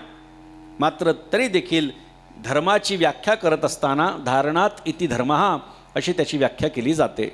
म्हणजे जी गोष्ट ज्याच्याकडून अनेक वर्षांपासून अनेक पिढ्यांपासून चालत आलेली आहे त्याला त्याचा धर्म असं म्हणायचं. म्हणजे भुंकणं हा कुत्र्याचा धर्म आहे. तो कोणाला भुंकतोय कोणाला नाही जाऊ द्या. पूर्वीच्या काळामध्ये दारुड्यांना भुंकणारे कुत्रे आता महाराज लोकांवर भुंकतायत. कोणावर भुंकतायत जाऊ द्या, भुंकतायत ना तो त्यांचा धर्म पाळतायत. श्वानाचा तो धर्म करावी वसवस, भले बुरे त्यास न कळे काही. त्याला कळतच नाही आपण कोणावरती भुंकतोय आणि कोणावरती नाही. श्वानाचा धर्म का म्हटलंय, कारण ती क्रिया सातत्यानं त्या कुत्र्या या प्रजातीशी संबंधित आहे, संलग्न आहे. म्हणून भुंकणं हा कुत्र्याचा स्वधर्म आहे. वेश्येचा धर्म द्रव्य ते हरावे, भले बुरे भोगावे न कळे काही. वेश्या या प्रजातीचा काय धर्म आहे? एकनाथ महाराज म्हणतात माझा भोग कोण घेताय कोण नाही, देणं घेणं नाही. जो मला पैसा देतो त्याच्यासाठी माझा देह खुलाय. भले पुरे भोगावे. एखादा रोगिष्ट असला काय देणं घेणं नाही तिला, पैसा मिळतोय ना, तो तिचा धर्म सांगितलाय. म्हणून जी क्रिया सातत्यानं ज्याच्याकडून होत आलेली आहे तो त्याचा धर्म आहे. म्हणून धन्यत्यांचा स्वधर्म, संतांचा स्वधर्म काय आहे? भगवंताचं नाम मुखामध्ये असलं पाहिजे. सातत्यानं दिनरजनी हाची धंदा, गोविंदाचे पोवाडे. सातत्यानं विषय तो त्यांचा झाला नारायण नावडे, जनधन माता पिता.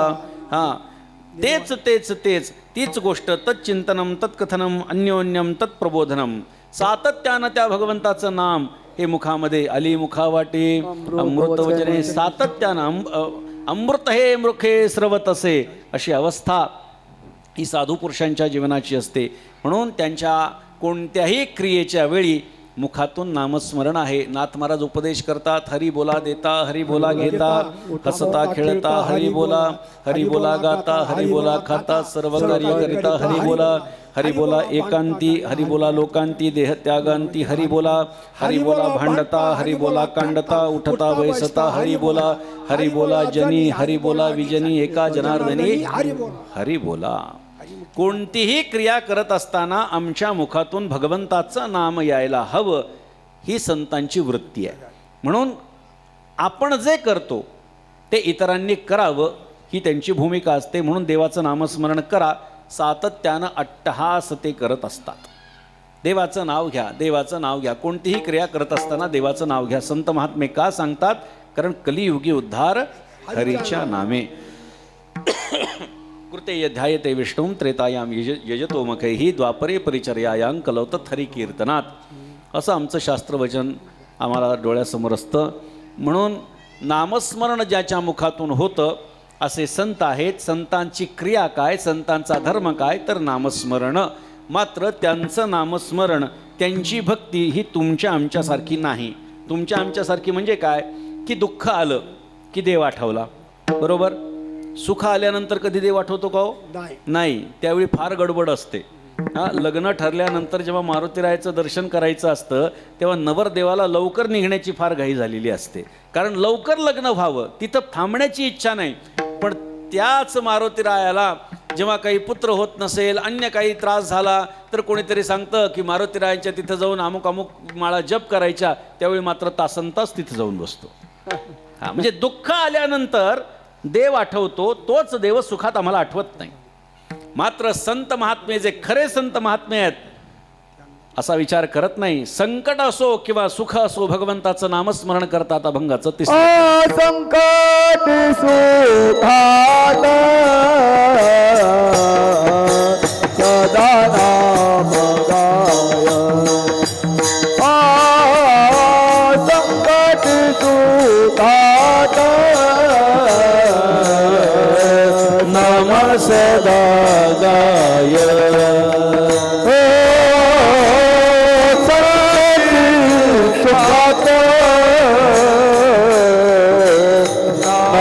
सदा गाय. संकटी सुखात नाम सदा गाय.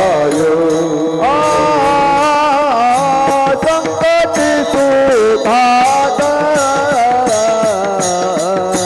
नाम सदा गाय. संकट सुखात नाम सदा गाय.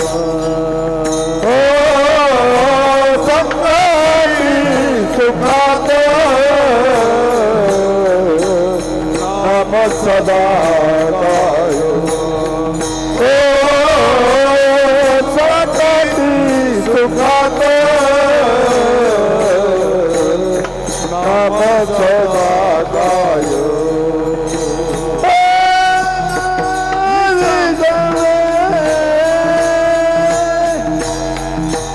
अभिसंधाय जनाय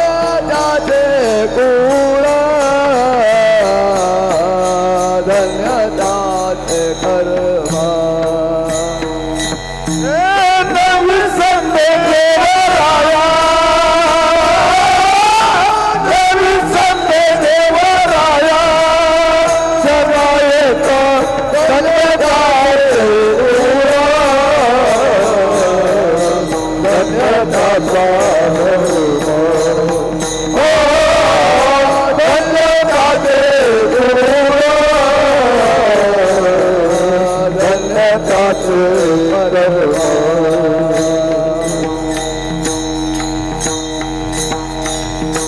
संकटी सुखात नाम सदा गाय न विसंबे देवराय क्षण एक. संकट असो किंवा सुख असो, मुखानं सातत्यानं भगवंताचं नामस्मरण गायला हवं. भगवंताच्या नामस्मरणाचा लाभ असा आहे की भगवंताची सुद्धा ताकद त्याच्यासमोर चालत नाही. भगवंताच्या नामाचं बळ काय आहे तर ज्याचं नाव घेतो त्याचं सुद्धा बळ नामीकडे, नामीच्या समोर चालत नाही. अशी उदाहरणं आपल्याकडे आहेत. कश्यप ऋषींना अनेक पत्न्या होत्या. त्यापैकी दितीचे दैत्य, अदितीचे देव, विनतेचा अरुण आणि गरुड आणि कद्रूचे सर्प असे काही पुत्र होते. म्हणजे ही जी सगळी सृष्टी आहे ही कश्यपी सृष्टी समजली जाते. कश्यपी सृष्टी म्हणजे काय तर कश्यपापासून निर्माण झालेले सगळे जीव आहेत. या पृथ्वीच्या पाठीवरती जेवढे कुठले जीव समजले जातात ते सगळ्यांचे बाप हे कश्यप ऋषी आहेत. आपल्याकडे एक परंपरा चालत आलेली गोत्र सांगण्याची परंपरा. पूजा करत असताना ब्राह्मण काय म्हणतात, गोत्रोच्चार करा आणि नामोच्चार करा. आपल्याला आपलं नाव माहिती असतं पण आपलं गोत्र माहिती नसतं. मग ते तोंडाकडे पाहतात ब्राह्मणाच्या.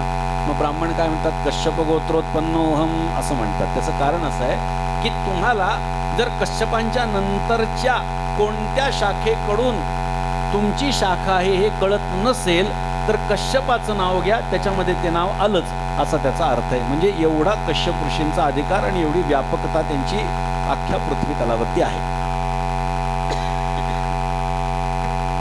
विनता आणि कद्रू यांच्यामध्ये सौती मत्सर होता. विनतेला असं वाटायचं कश्यप ऋषींच्या जवळ मी, कद्रूला असं वाटायचं कश्यप ऋषींच्या जवळची मी. आणि मग त्यांच्यात कलगीतुरा चालायचा. कायम वाद व्हायचे, जटापटी व्हायच्या. एक दिवस दोघी गप्पा मारत असताना आकाशाकडे लक्ष गेलं आणि कद्रूनी विनतेला सांगितलं, तुला माहितीये का सूर्यनारायणाचे घोडे आहेत ना ते निळे आहेत बरं का. निळे घोडे आहेत म्हणजे 7 घोडे आणि 7चा रंग काय आहे, निळा आहे. एकनाथ महाराजांनी भावार्थ रामायणात सांगितलेली कथा. विनतेनं सांगितलं नाही नाही नाही नाही, पांढरे आहेत 7च्या 7 घोडे. विनता एवढ्या ठामपणे यासाठी म्हणत होती कारण सूर्यनारायणाचा जो चालक आहे रथाचा तो विनतेचा मुलगाच आहे अरुण. आपल्याकडे आपण काकड्यामध्ये काय म्हणतो, उठा अरुणोदय प्रकाश झाला, घंटा गजर गर्जिन्नला, हरी चौघडा सुरू झाला, काकडा आरती समयाचा. हा अरुणोदय म्हणजे सूर्योदय नाही. ऐका, अरुणोदय हा सूर्योदयाच्या आधी होत असतो. म्हणजे सूर्य उगवण्याच्या आधी क्षितिजावरती जो प्रकाश निर्माण होतो तो प्रकाश निर्माण झाला म्हणजे अरुणोदय झाला. आणि जेव्हा सूर्य दिसतो तेव्हा सूर्योदय झाला. हा अरुणोदय म्हणजे सूर्यनारायणाच्या रथाच्या घोड्याचं संचलन जो करतो तो पुढे येतो आणि नंतर रथावर बसलेला सूर्यनारायण समोर येतो. त्यामुळे तिला माहिती होतं की पांढरे घोडे, कधीतरी गप्पा गप्पामध्ये बोलणं झालं असेल, आईला सांगितलं असेल. विनतेने सांगितलं नाही नाही नाही नाही, पांढरा रंग आहे म्हणले घोड्याचा, तुला काही माहिती नाही. आता तुझं ज्ञान खरं का माझं ज्ञान खरं, वाद. पैज लावली. कद्रूंनी सांगितलं जर घोडे निळे निघाले ना तर तुला जन्मभर माझ्याकडे पाणी भरावं लागेल. आता विनता विचार करू लागले, आपल्याला माहितीये पांढरेच घोडे, काय हरकत नाही म्हणले, पण लक्षात ठेव जर पांढरे निघाले तर तुला माझ्याकडे जन्मभर पाणी भरावं लागेल. मान्य. पैज लागली दोघींची. कद्रू गेली घरामध्ये, मुलांना सांगितलं, म्हणजे सर्प जे आहेत त्यांना सांगितलं. सांगितलं असं असं आमची पैज लागली. त्या सर्पाने सांगितलं, आई चूक केलीस तू मोठी, सूर्यनारायणाच्या रथाचे घोडे पांढरेच आहेत म्हणले. आता घाबरली कद्रू. तिने सांगितलं तुम्ही जर आता काही केलं नाही तर मी तुम्हाला शाप देईल, काहीतरी करा. त्या सर्पाने आपापसात विचार केला. म्हणले आपण एक काम करू शकतो, कारण ते सुद्धा शापाला घाबरले. आपण वर उडत जाऊ आणि त्या सर्पांना दंश करू, अंगभर विष पसरेल, ते निळे होतील. त्याच वेळी आईला म्हणायचं विनतेला दाखवून दे घोडे निळे. बस, नंतर पांढरे का होईना दाखवताना तर निळे झाले ना, काम संपलं. ते सर्प सगळे उडत उडत वर गेले. आता काही जण म्हणतील सापाना कुठं पंख असतात? होते, ऐका, सापाना पंखही होते आणि सापाना हजारो पाय देखील होते. गोम असते की नाही, गोमेला कसे शेकडो पाय असतात, तसे शेकडो पाय सर्पांना होते. उडत उडत गेले आणि अरुण येण्याच्या आत त्यांनी त्या सगळ्या घोड्यांना दंश केला आणि खाली आले. आईला सांगितलं आत्ताच्या आत्ता दाखव विनतेला. विनतेकडे धावत गेली, म्हणले बघ घोडे निळे आहेत. झालं. विनता घाबरली, मुलावर संशय. अरे म्हणजे माझ्या मुलाने मला खोटं सांगितलं, काय करावं? घाबरली. तेवढ्यात अरुण आला दर्शन करण्यासाठी आई वडिलांचं रोज. तिने विचारलं अरे असं का सांगितलंस मला खोटं? आता मला आजन्म पाणी भरावं लागेल कद्रूच्या घरी, मी हरले. ते बघ ते घोडे सगळे निळे झालेत. अरुणाने सुद्धा वर बघितलं, सगळेच्या सगळे घोडे निळे झालेले. अरुणाने सांगितलं काळजी करू नको, सूर्यनारायण जेव्हा येतील तेव्हा ते सगळं त्यांचं जे विष आहे ते काढून टाकतील आणि पुन्हा घोडे पांढरे होतील. तिने सांगितलं आता काही उपयोग नाही, आता झालं म्हणले. तिने जेव्हा मला दाखवलं तेव्हा ते घोडे निळे होते, त्यामुळे आता मला तिच्याकडे पाणी भरावं लागेल. अरुणाने सांगितलं मला उशीर होतोय, सूर्यनारायणाची वेळ झाली आहे येण्याची, आता मला जावं लागेल. अरुण निघून गेला. त्यांनी सांगितलं गरुडाला सांग काय सांगायचं ते. अरुण निघून गेला. वर जसा अरुण त्या रथावरती बसला तसे सूर्यनारायण आले आणि त्यांनी बघितलं सगळे घोडे निळे झालेले आहेत. सूर्यनारायणाने सगळ्या घोड्यांचा जो विष घोड्यांमधलं ते सगळं शोषून घेतलं आणि त्यांच्या कानात ठेवलं. तेव्हापासून घोड्यांचं नाव श्यामकर्ण असं पडलं. घोडा किती पांढरा असू द्या, कोणत्याही रंगाचा असू द्या, कानाच्या आतला भाग जो असतो तो काळा असतो. कुठल्याही घोड्याला तुम्ही बघा, आतला जो भाग असतो तो काळा असतो. सूर्यनारायणानं सगळंच्या सगळं विष त्या कानामध्ये घेतलंय आणि त्यांनी अंतर्ज्ञानानं जाणलं की सर्प उडत उडत या ठिकाणी आले आणि माझ्या घोड्यांना दंश केला. सूर्यनारायणाने शाप दिला. माझ्या पांढऱ्या घोड्यांकडे बघून तुमच्या मनात ईर्ष्या निर्माण झाली, पोटशूळ उठला. एक तर तुम्ही तुमच्या पंखांचा गैरवापर केलाय, म्हणून शाप देतो तुमचे पंख झडतील आणि पायही झडतील, कारण तुमच्या मनामध्ये माझ्या घोड्यांच्या विषयी उदरशूळ निर्माण झाला, वाईट भावना निर्माण झाली. आणि तेव्हापासून सर्पांचे पंखही गेले आणि तेव्हापासून सर्पांचे पायही गेले आणि त्यांना सरपटावं लागलं, असं नाथ महाराजांनी भावार्थ रामायणामध्ये सांगितलेलं. पुढे काय झालं? गरुड आला. गरुडाने नमस्कार केला आईला. आईचा चेहरा पडलेला. विचारलं काय झालं आई? सगळं इतिहास सांगितला, असं असं घडलं. एक काम कर, तू कद्रूकडे जा आणि तिला असं म्हण की तुला जे पाहिजे ते मी द्यायला तयार आहे, ते जर मी तुला दिलं तर माझी या सेवेतून मुक्तता करशील का? काय पाहिजे ते द्यायला तयार आहे. ठीक आहे म्हणली. विनता गेली. कद्रूला सांगितलं. हे बघ म्हणले गरुडाने विचारलंय तुला जे पाहिजे मी द्यायला तयार आहे, पण माझी या सेवेतून मुक्तता कर. आता कद्रू विचार करू लागली. हुशार ती. कद्रू विचार करू लागली असं मागावं की जे एक तर त्याला देताच नाही आलं पाहिजे आणि देता जर आलं तर असं प्राप्त व्हावं जे कोणाकडे नसेल, असा विचार तिने केला. तिने सांगितलं मला परमामृत पाहिजे. आता हे परमामृत जे ते प्राप्त करणं अत्यंत धोकादायक, कारण 7 कड्यांच्या आतमध्ये तो अमृत कलश ठेवलेला जो देवांचं अन्न आहे. देव जे पिऊन अमर होतात तो अमृत कलश, आणि त्याच्यापर्यंत जाण्यासाठी फार त्रास, कष्ट आणि लढाया कराव्या लागणार होत्या. आणि जर त्यांनी आणलंच तर देवाला जे मिळतंय ते माझ्या मुलांना मिळेल ही तिची भावना. विनतेने सांगितलं असं असं म्हणतात. गरुडाने सांगितलं काही हरकत नाही, मी आणतो. गरुड निघाला. तेवढ्यात विनतेने सांगितलं वडिलांचे दर्शन घेऊन जा बाबा. निघाला.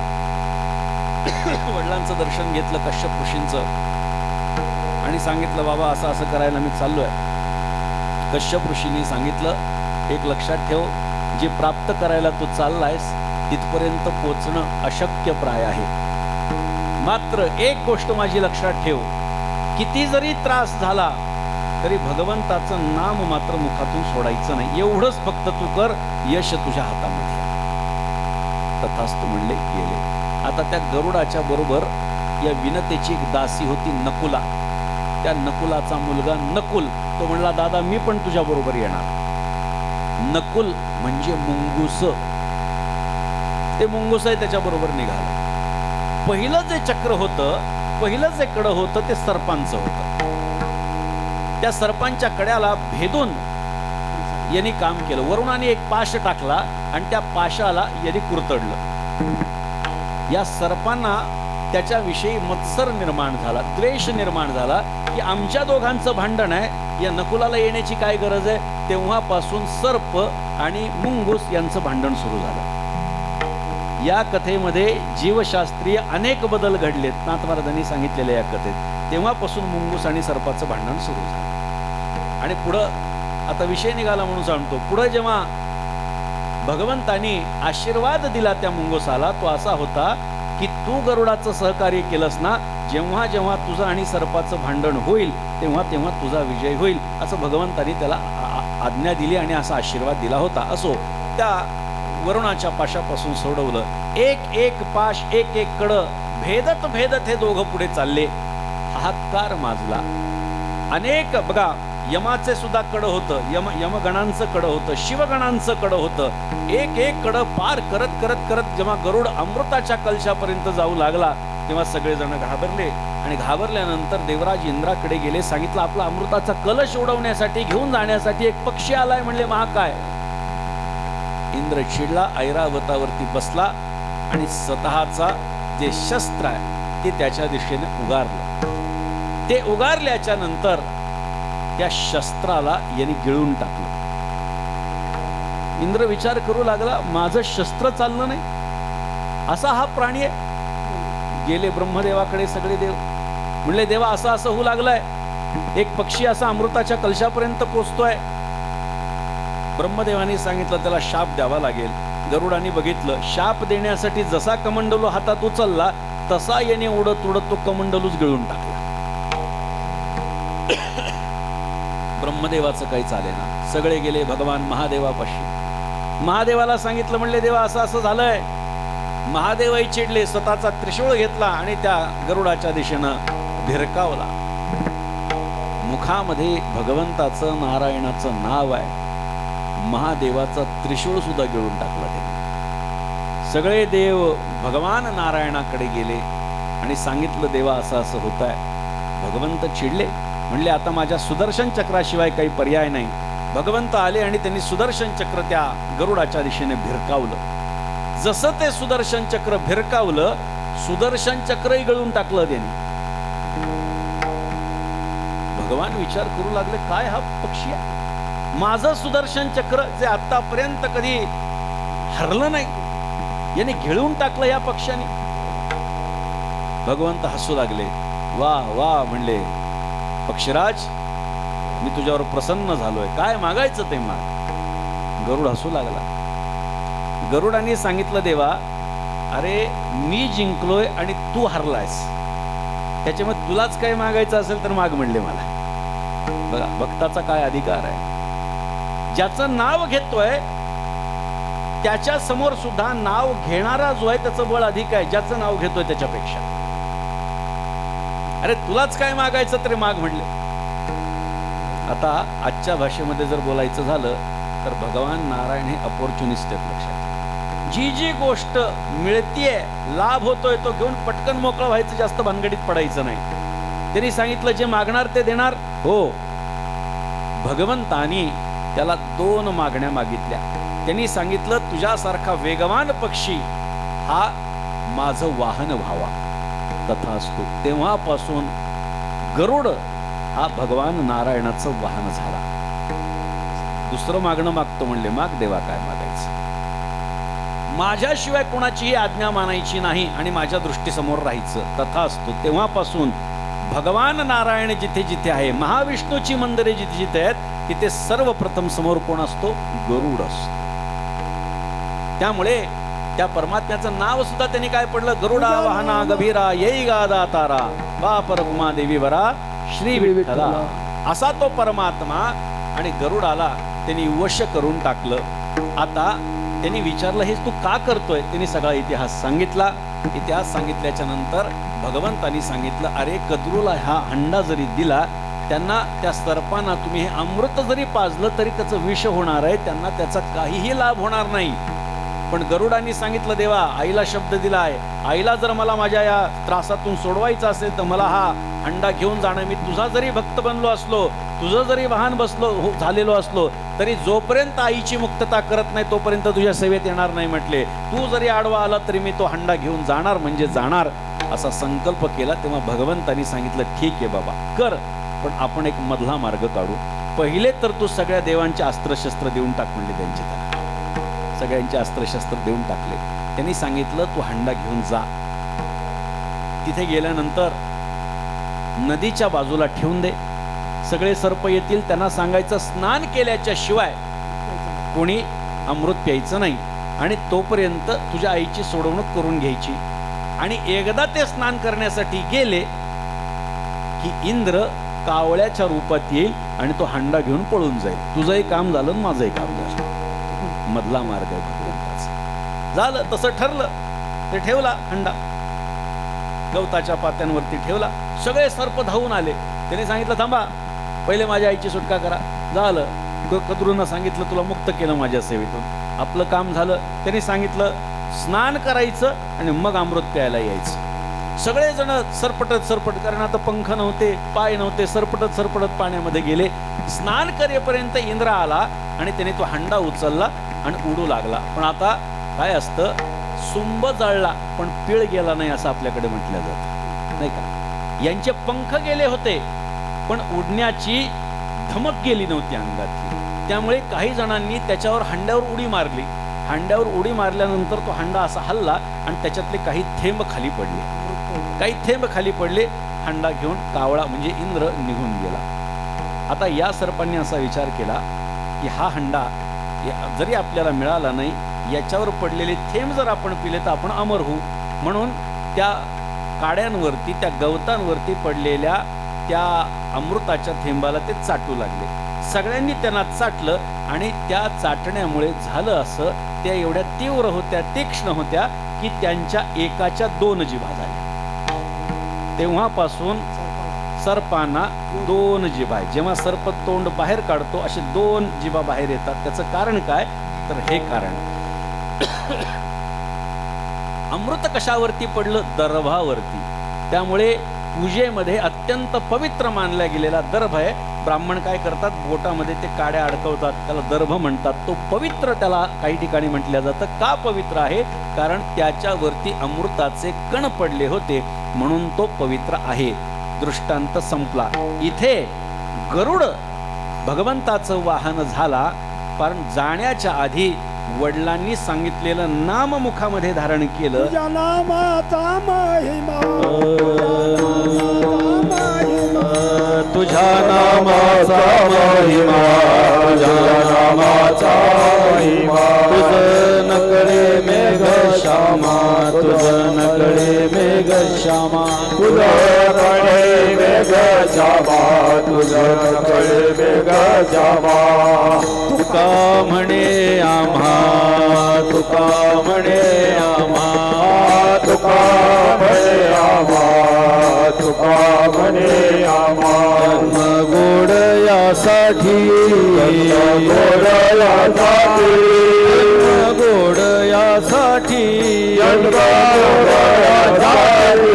या वैष्णवाच्या घरी, या वैष्णवाच्या घरी, या वैष्णवाच्या घरी, या वैष्णवाच्या घरी, या वैष्णवाच्या घरी, या वैष्णवाच्या घरी, या वैष्णवाच्या घरी, या वैष्णवाच्या घरी. तुझ्या नामाचा महिमा, तुझं नकळे मेघ श्यामा, तुका म्हणे आम्हा जन्म गोड यासाठी. देवाचं नाव हे देवाला माहिती नाही किती महत्वाचं. देवापेक्षाही देवाचं नाव महत्वाचं आहे. म्हणून सातत्यानं संकटी सुखात नाम सदा गाय न विसंबे देवराय क्षण एक. गरुडाने क्षणभर सुद्धा भगवंताचं नामस्मरण सोडलं नाही.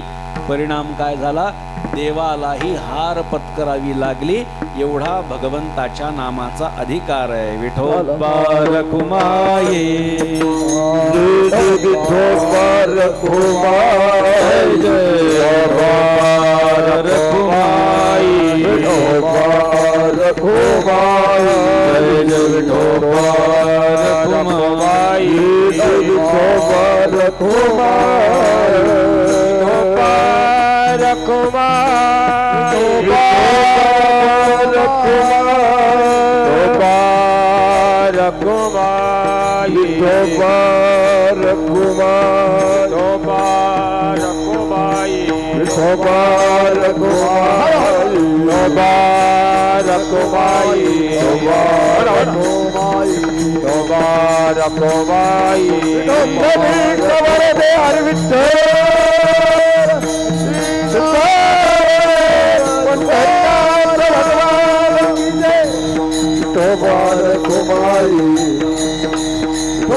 रखुमाई विठोबा रखुमाई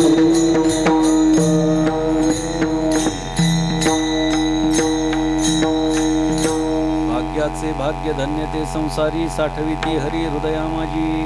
धन्य त्यांचे कुळ धन्य त्यांचे कर्म धन्य त्यांचा स्वधर्म नाममुखा. शांती ब्रह्म श्रीमंत श्री एकनाथ महाराजांचा अभंग सेवेकरता निवडलेला होता. या अभंगामध्ये एकनाथ महाराजांनी एका भगवत भक्ताचं लक्षण सांगितलेलं आहे, त्याची अवस्था सांगितलेली आहे आणि अशी अवस्था आपल्या सर्वांची होणं अपेक्षित आहे. खरं तर एकनाथ महाराजांनी या भगवत भक्ताची अवस्था जरी सांगितली असली तरी एकनाथ महाराजांनी जणू स्वतःचीच अवस्था सांगितली की काय हे शेवटच्या चरणाहून आपल्याला लक्षात घेता येतं.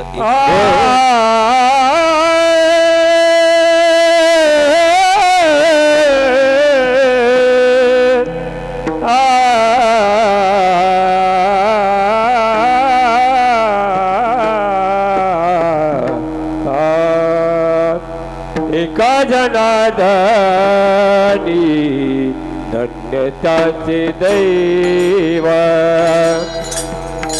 एका जनार्दनी धन्यताचे दैव. एका जनार्दनी धन्यताचे दैव.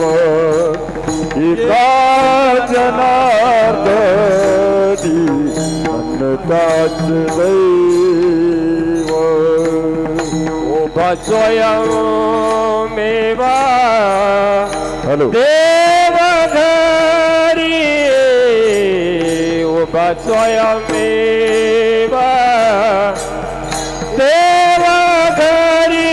देव घरी धन्यताचे कुळ धन्यताचे कर्म. धन्यताचे कुळ धन्यताचे कर्म. उभा स्वयंमेव देव घरी. उभा स्वयंमेव देव घरी.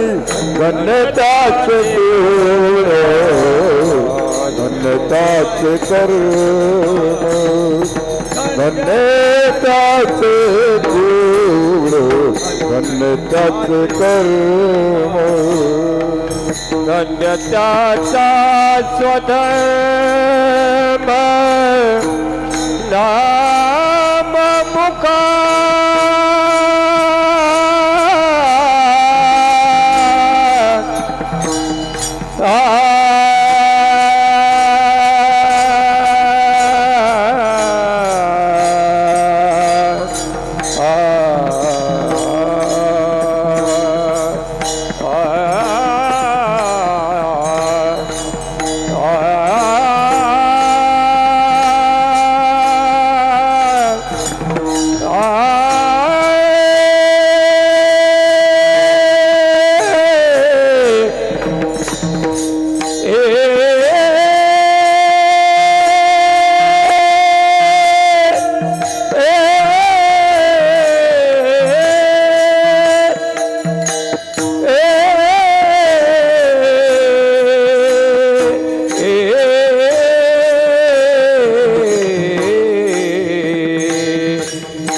धन्य त्याचा स्वधर्म नाम मुखा धन्य त्याचा स्वधर्म नाम मुख नाम मुखर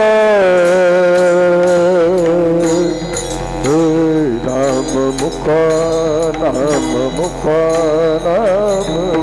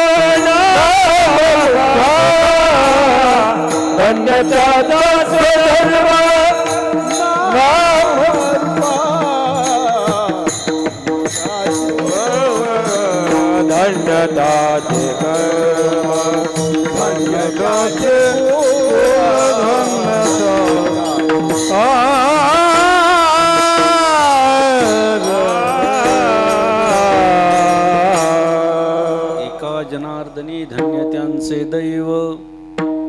इथे सुद्धा दैवाचा विचार आहे, ज्याला आपण उपक्रमोपसंहार म्हणू शकतो. पहिल्या चरणामध्ये जो विचार मांडला तोच विचार शेवटच्या चरणामध्ये. त्यांचं दैव धन्य आहे, त्यांचं भाग्य थोर आहे, कारण त्यांच्या दारामध्ये स्वतः देव उभा राहतो. उभा स्वयमेव देव घरी. घरामध्ये परमात्मा उभा राहतो, ईश्वर भगवान उभा राहतो, सेवा करतो, असा त्याचा अर्थ आहे. आता एकनाथ महाराजांच्या जीवनाकडे बघितल्यानंतर ही गोष्ट स्पष्टपणे आपल्याला जाणवती आहे की एकनाथ महाराजांच्याच कडे देव मोठ्या प्रमाणात राबला. 36 वर्ष 36 वर्ष 12 वर्ष विठ्ठल नाम धारण करून कीर्तनामध्ये टाळ घेऊन सेवा करायची. 12 वर्ष केशव हे नाम धारण करून देवपूजेत मदत करायची.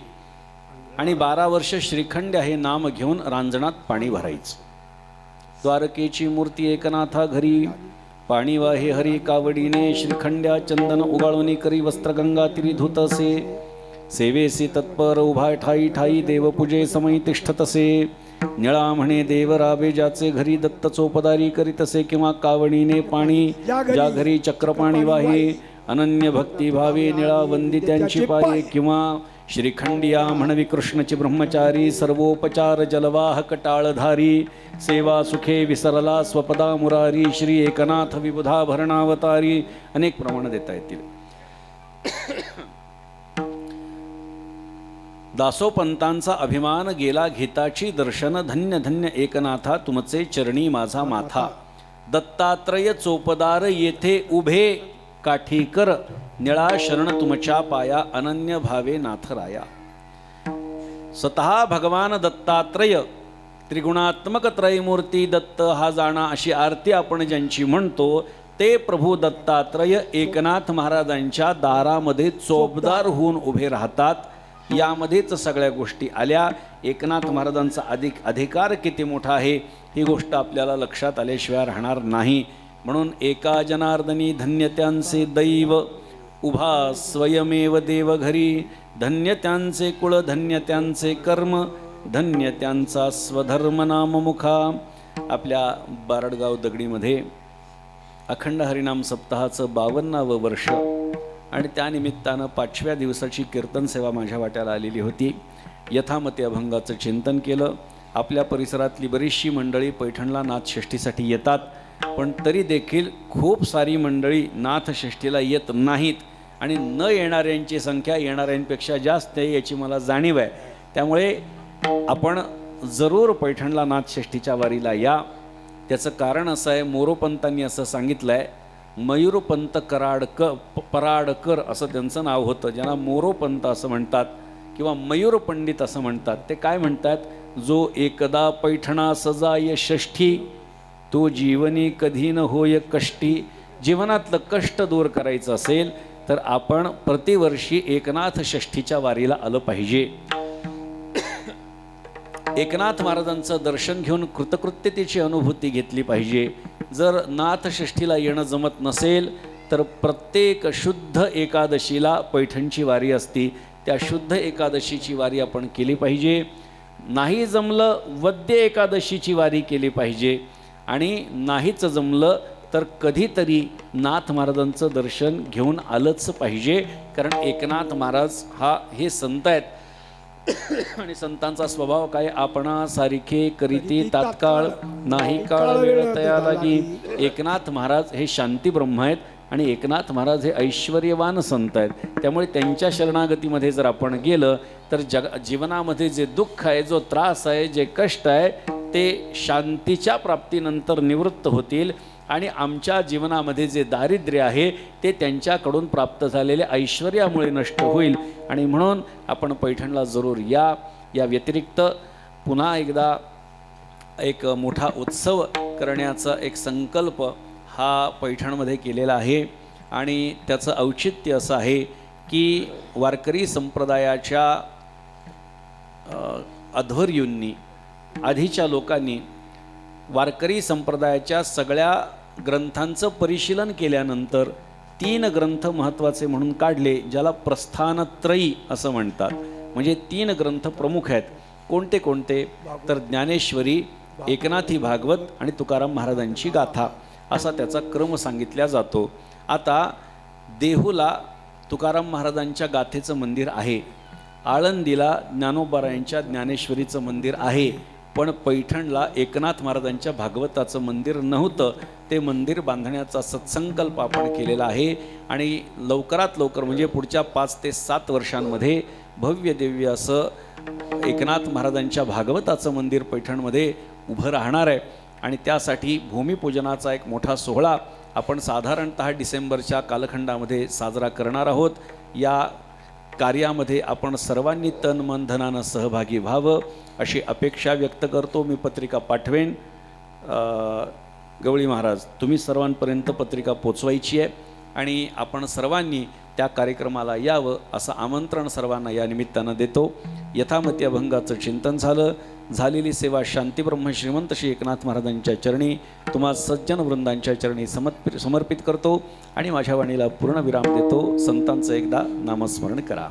भानुदास एकनाथ, भानुदास एकनाथ, भानुदास एकनाथ, भानुदास भानुदास एकनाथ, एकनाथ, भानुदास एकनाथ, भानुदास एकनाथ, भानुदास एकनाथ,